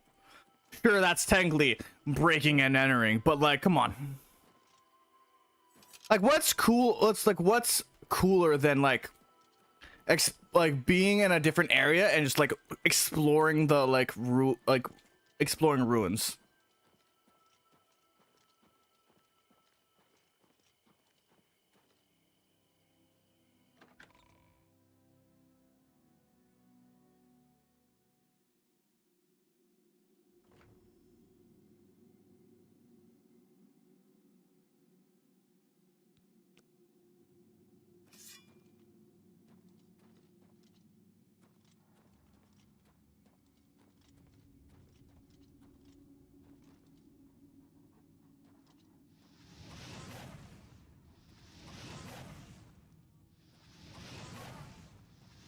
Of course, this is Timberwolf.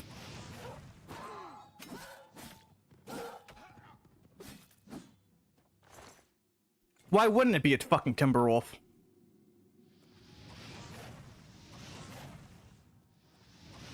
Oh, that's two.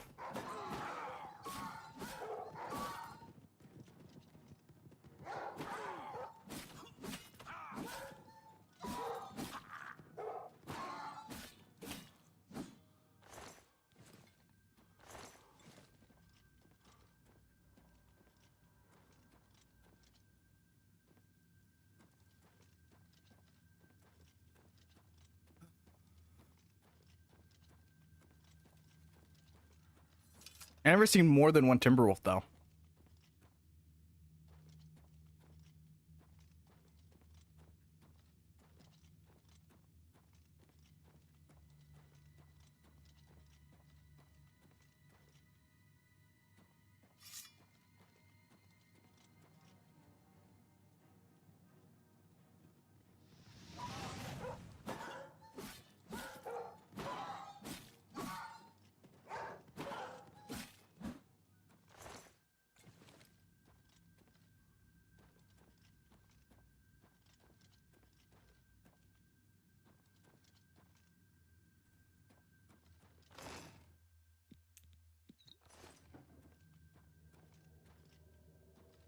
Why there's so many Timberwolves in here?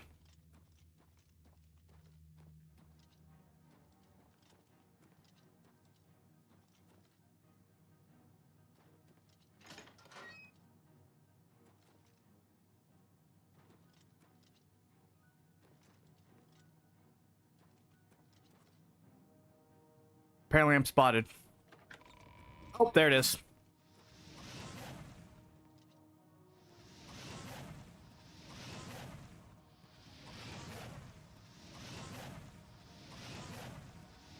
Oh, shit.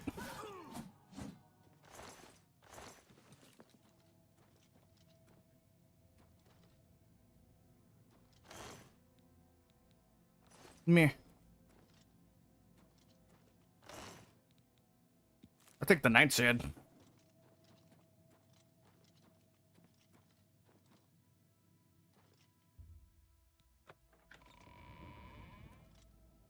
Who's there?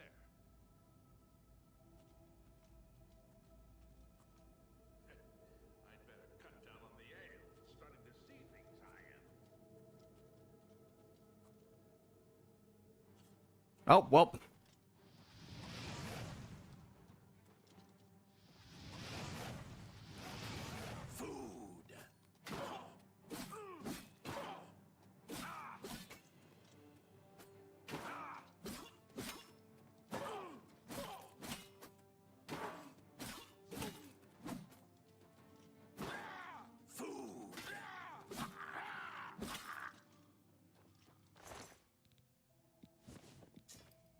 There's a vampire.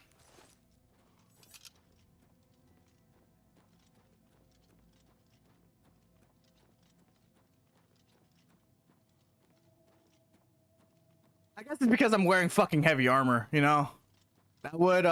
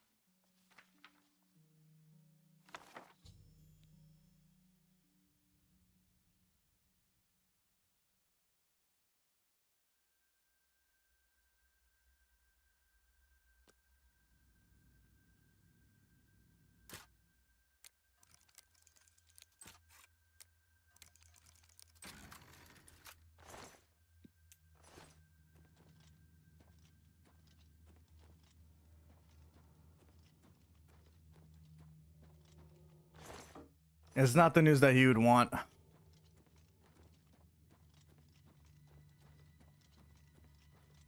Oh well.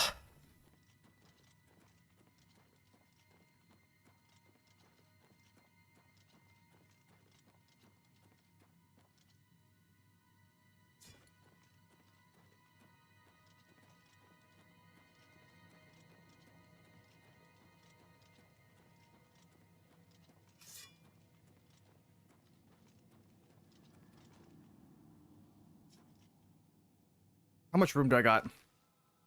Not a lot. I should go head back and sell the fucking...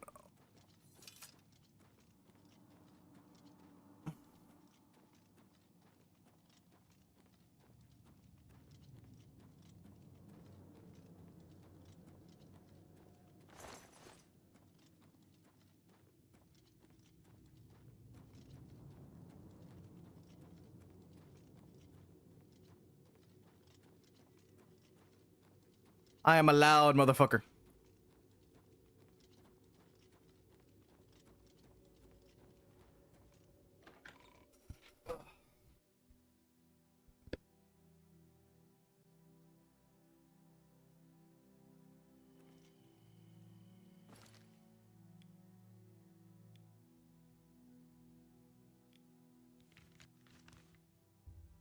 Today we're just doing arena quests.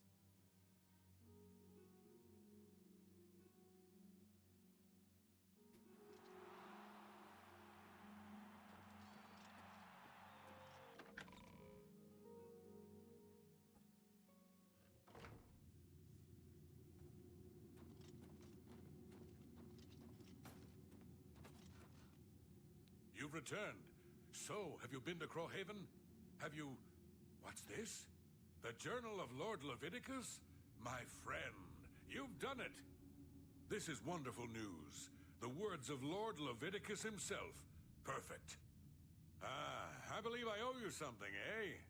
Here, let me show you these moves. Step like this. Now strike. All right, now parry. That's it. There you are. Some of the best combat moves you'll ever learn. You'll need them if you want to last more than 5 seconds against me in the arena. Now, let's see what this journal says. Interesting. But... Wait. Can this be? But... By Shinji, I'm the son of a vampire. I'm no gray prince. I'm the spawn of evil. I thought my father was a nobleman, not some blood-sucking monster. I can't... all a lie. A lie.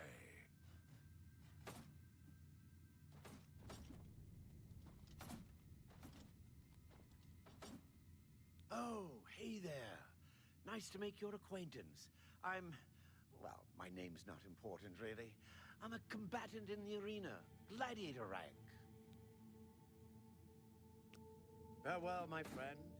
May your blade always strike true, and first. Okay, so you're not a complete loser. Don't get cocky. Hey, Let look. me know when you're ready for a match. All right. I'm ready for the next fight. You call that ready? Oh, wait. Right. I forgot.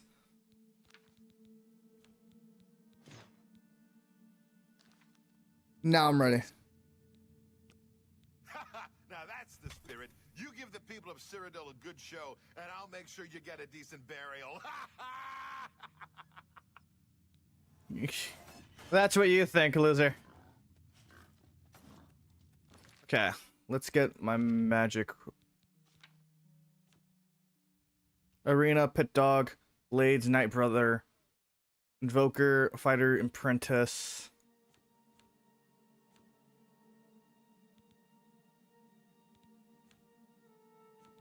Why is my luck down?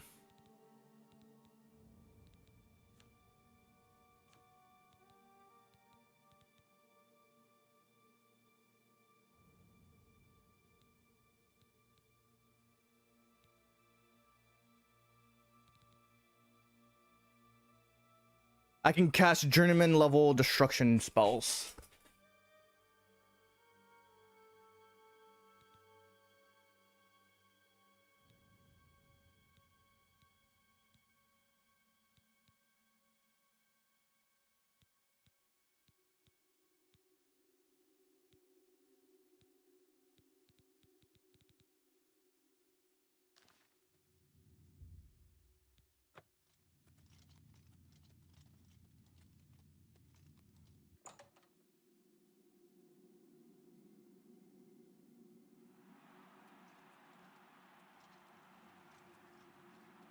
Good people of the Imperial City, welcome to the arena. Who will prevail? The Pit Dog from the yellow team or the Pit Dog from the blue team? Let's find out. Lower the gates!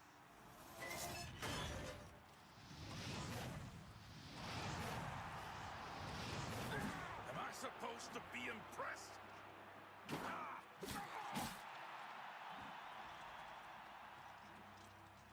Let's get this over with.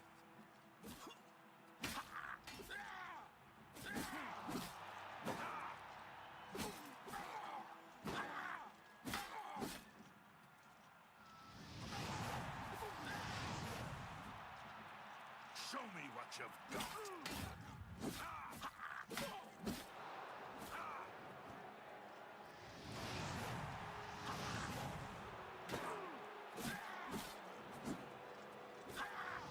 This match is mine, weakling. He's bobbing and weaving. He's bobbing and weaving.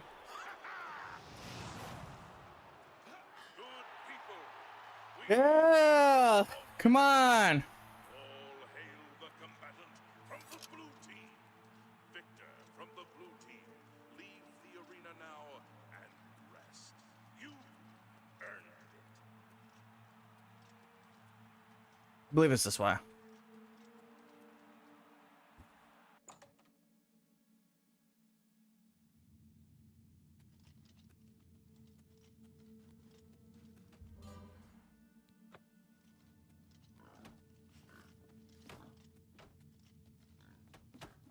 I'm a busy man. Okay, so you did it again. What do you want from me, a hug? Take your gold and get out of my face, pit dog. The yellow team ain't gonna fight itself, you lazy pit dog.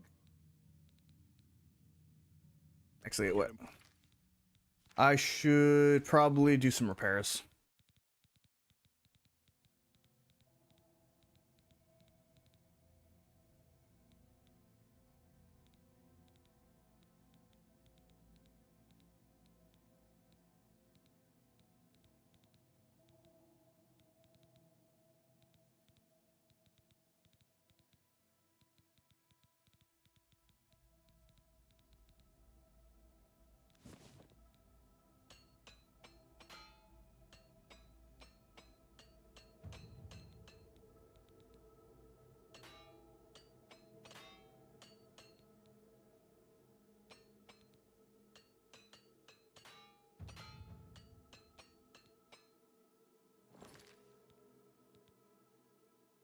Move on. The yellow team ain't gonna fight. I'm ready for the next match. You must be downright determined to get yourself killed, huh? Okay, then head back up to the arena and try not to die before the gate opens.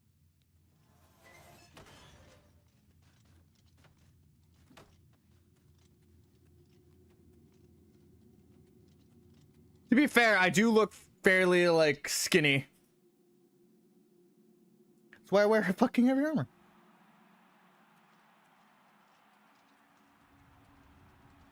Good people of the Imperial City, welcome to the arena. Are you ready for a bloodbath? The winner of this match will advance in rank, so the stakes are high. Pit dogs, show us what you're made of.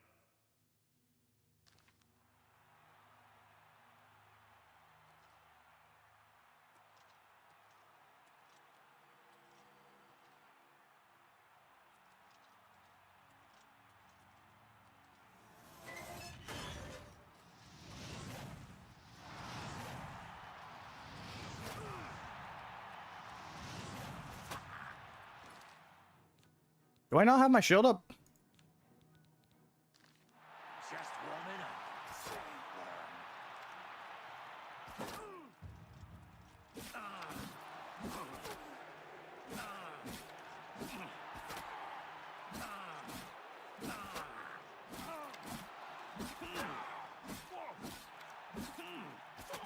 Good people, we have a winner.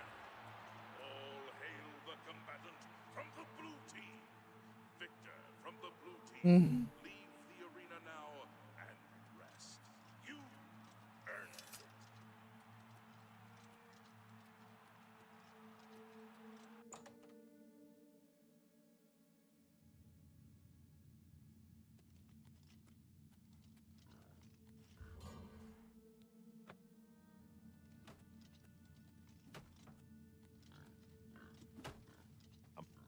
I can't believe I'm saying this, but you're no longer a pit dog. That's right.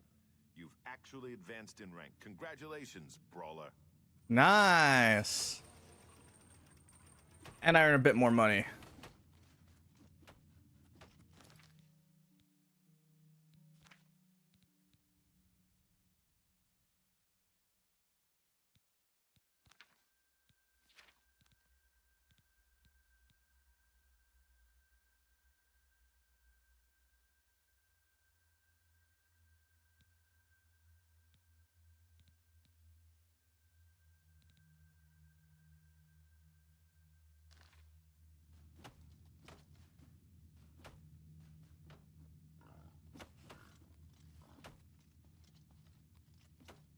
To be perfectly honest, I prefer the sword and board stuff. And who in Shinji's name might you be? Look, if you're a spectator, go upstairs and talk to the... And... Oh, I see. So you're an arena...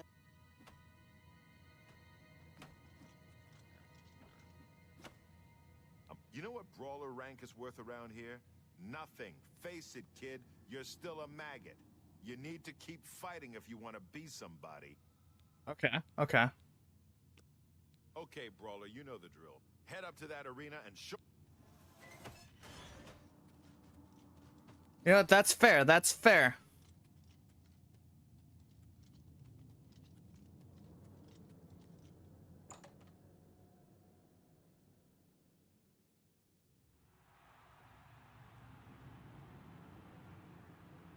All right, we're actually gonna take a few minutes to take a.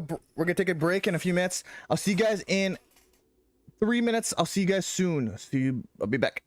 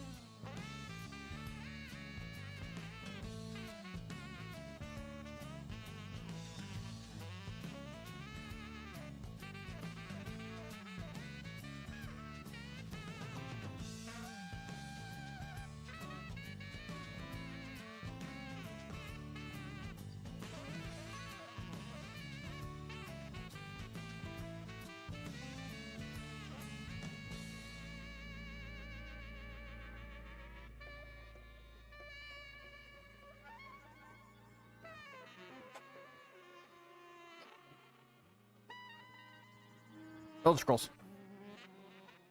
All right, and we're back.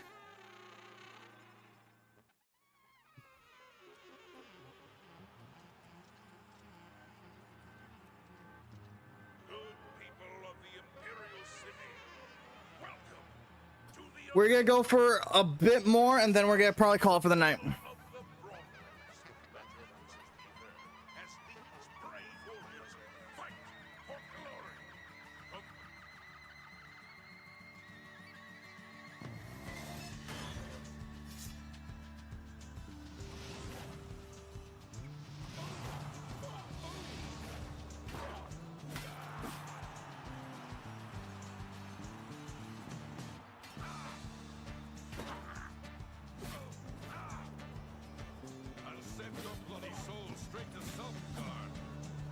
Ah, it's a Nord.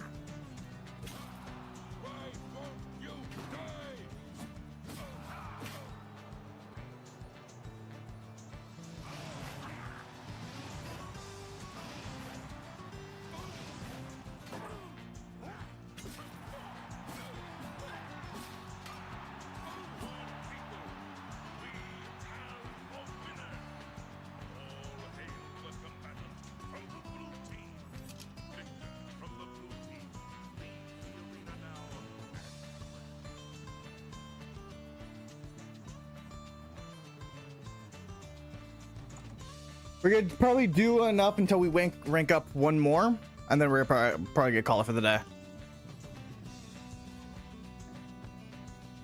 Because we're not actually earning all that much money. Yeah.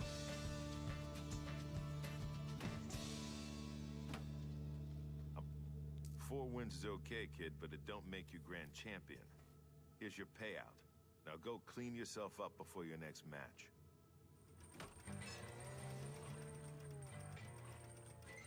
That Raymond's getting a little tight on you, Brawler. I think you need some exercise. What do you say? Ready for a match? I'm ready. All right, Brawler. This next match is going to be a challenge. Turns out there are two Wood Elf sisters who always fight together. Okay. Twins, actually. You gotta take them both out. Now get in there and show those tree climbers who's boss. Ah, yeah. Pep talk. Woo!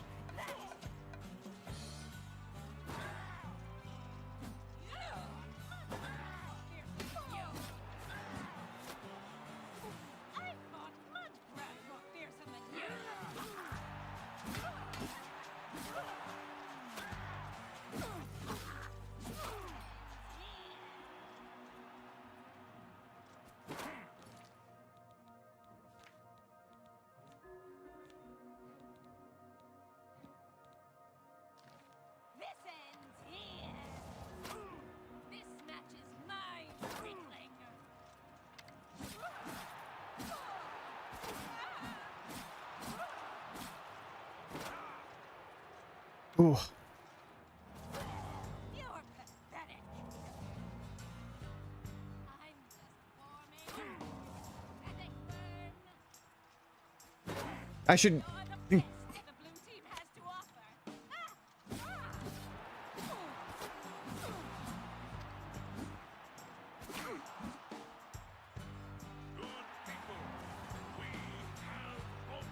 That one was a little bit more challenging.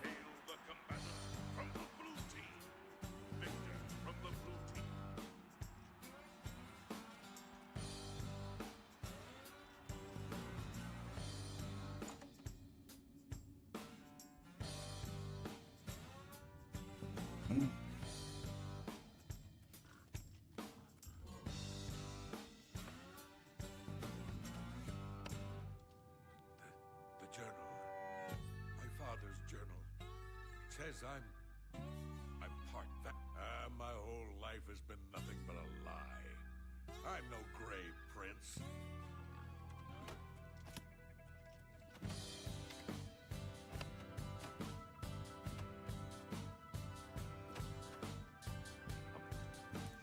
Those girls didn't stand a chance. Good job, Brawler. Here's your take. One more match and you'll advance again. All right.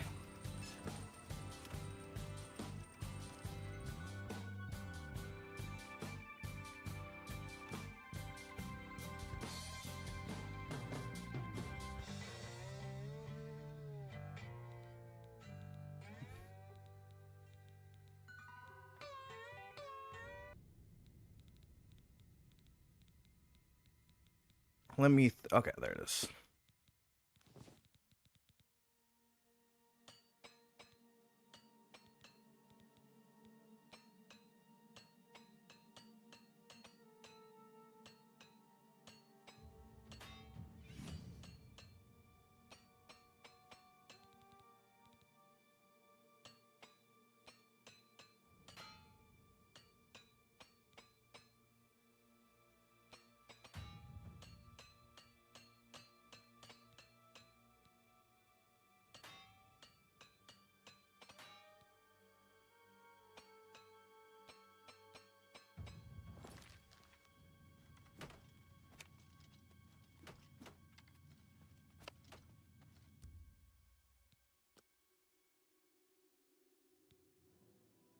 Reach level 11.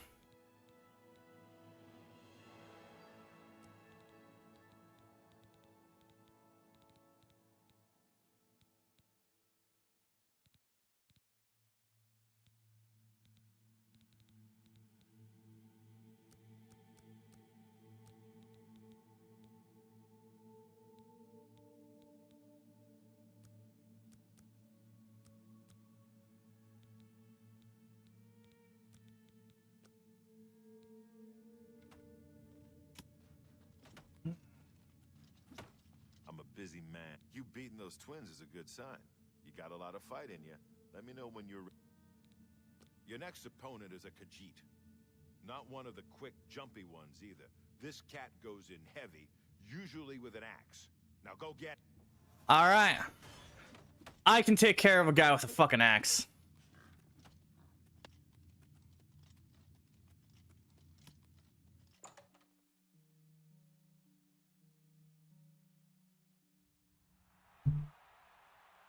If I can get like a nice, cool greatsword, I'll probably, or sorry, claymore, I'll probably pick that.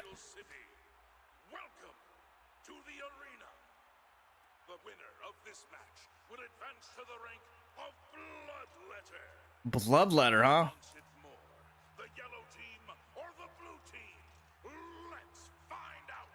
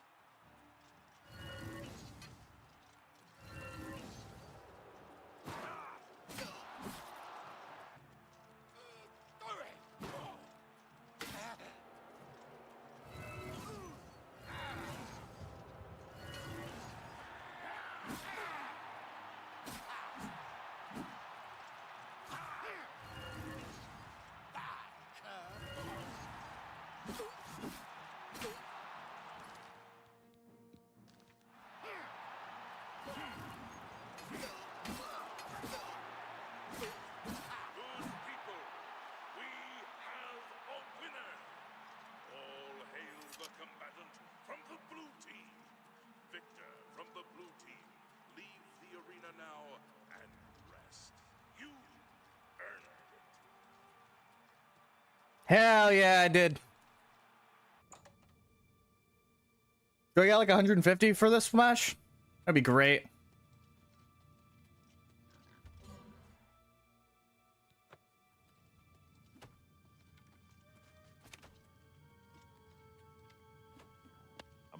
Okay, so you can fight.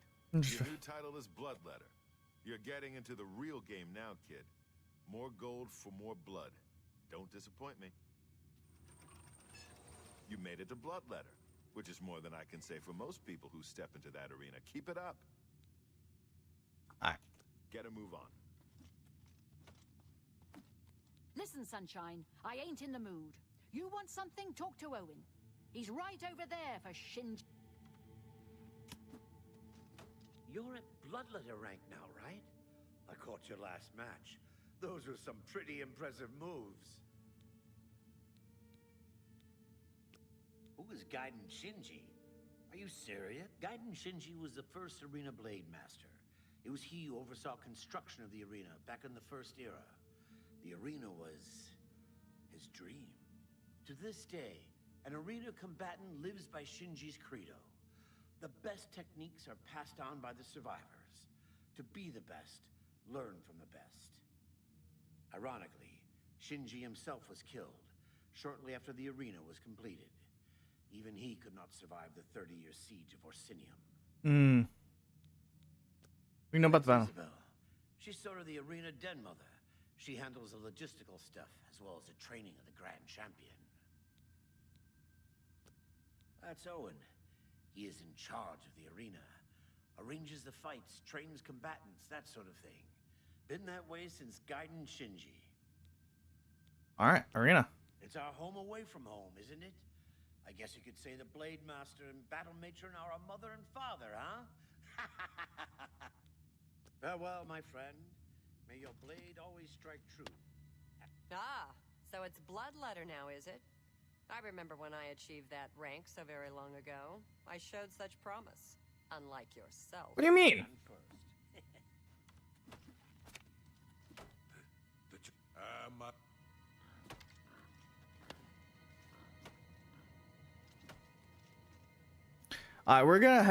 We're actually going to head out to go check some things. We're actually gonna go buy a we're gonna see if we can buy ourselves some new toys. Maybe a dwarven or elven claymore, something that really speaks to me, you know.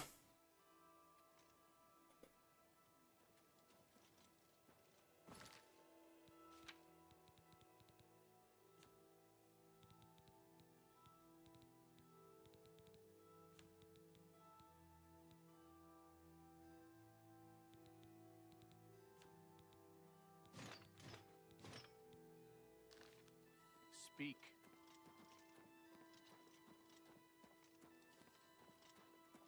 Well met.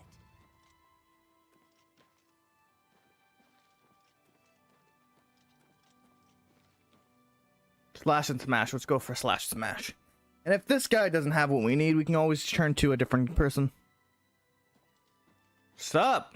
Herbal Grow Orkog knows you need axes and blunt weapons. Slash and smash. The big... I offer the finest goods and lowest prices in all Cyrodiil. Goodbye. Yeah, you don't have what I need. I need swords, my man. Swords. What is it now? Good news from Kavash for a change. The last of the Daedra have been driven out. Oh, well, help. Looking for an an old axe or a beggar. mace. Head to Slash and Smash. Maybe fighting chance will have what I need.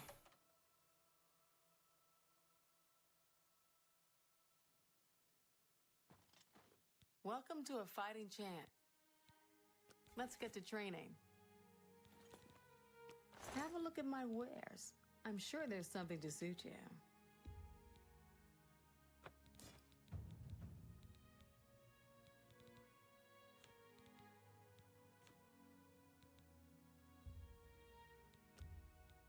A fine transaction. You got a great deal there.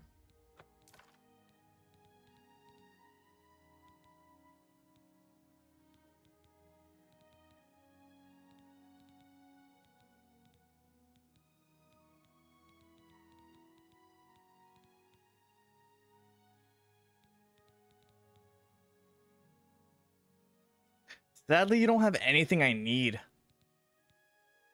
These swords are fine.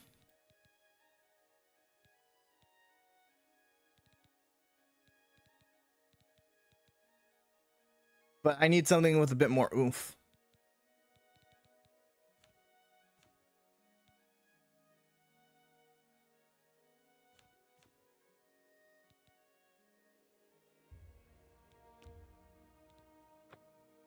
I appreciate your business. Thanks.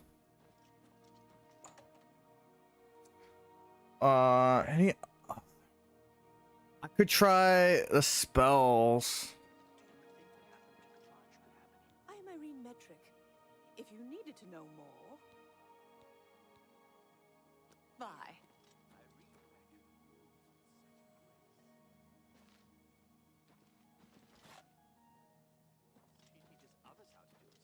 A coin for an old beggar.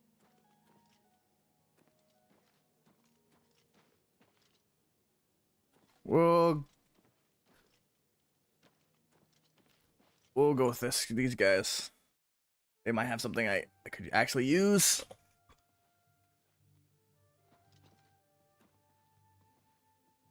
Be happy to help you. I offer the finest goods and lowest prices in all Cyrodiil.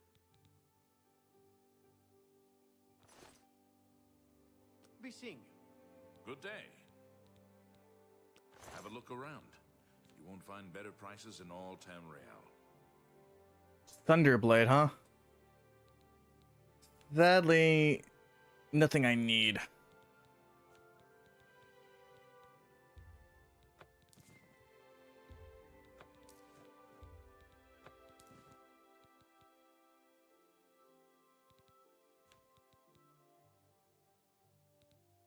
Thank you for your farewell.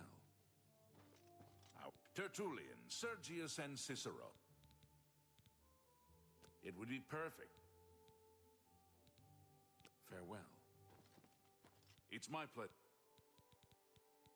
Let's do business.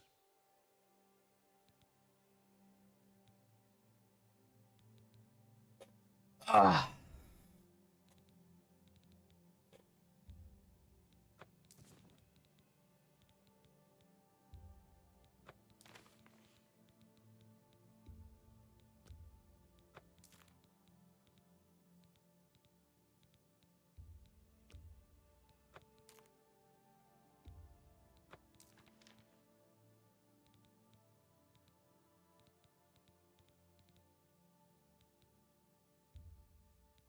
An excellent bargain.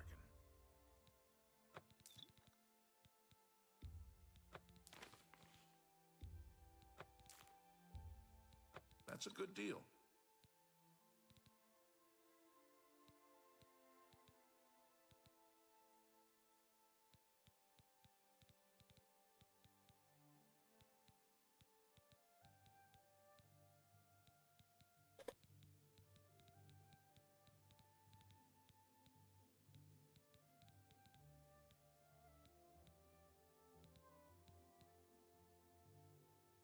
Thank you. Come again. Bye.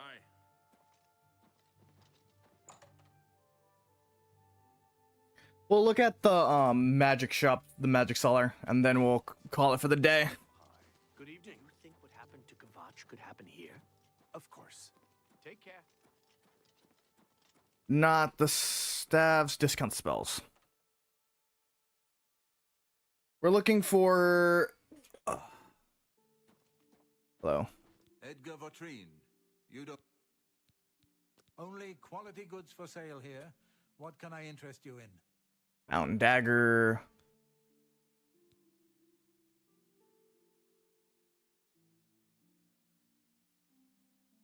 Easeburn sound would be nice. Yeah, we'll buy that one. Burning Touch. Do you have anything... Summon Scamp. Don't have the level for that.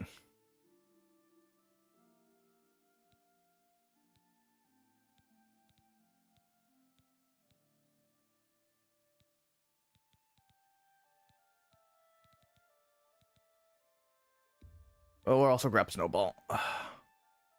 Tell your friends... You too.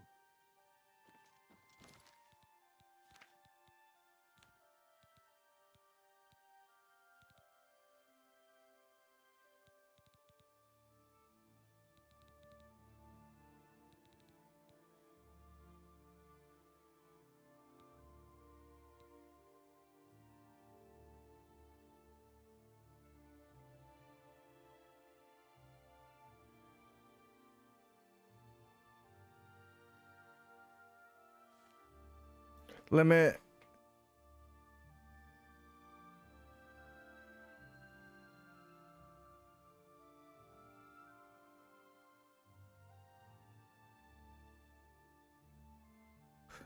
So every time, okay.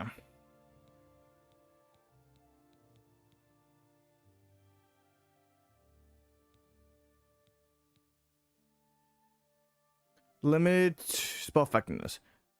Well, if you're wearing armor.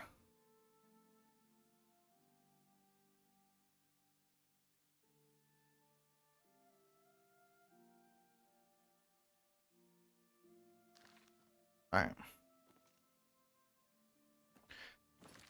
Okay, we're gonna save here. When we get back, next time we play, oh shit. Next time we play, we will be continuing on our journey through the arena. I am tired and I need to go get something to drink. I hope you guys enjoyed. If you haven't already and want some support, please follow, subscribe. If you're over on YouTube, make sure you subscribe and like and comment. I hope you guys enjoyed. I'll see you guys in the next one. Peace.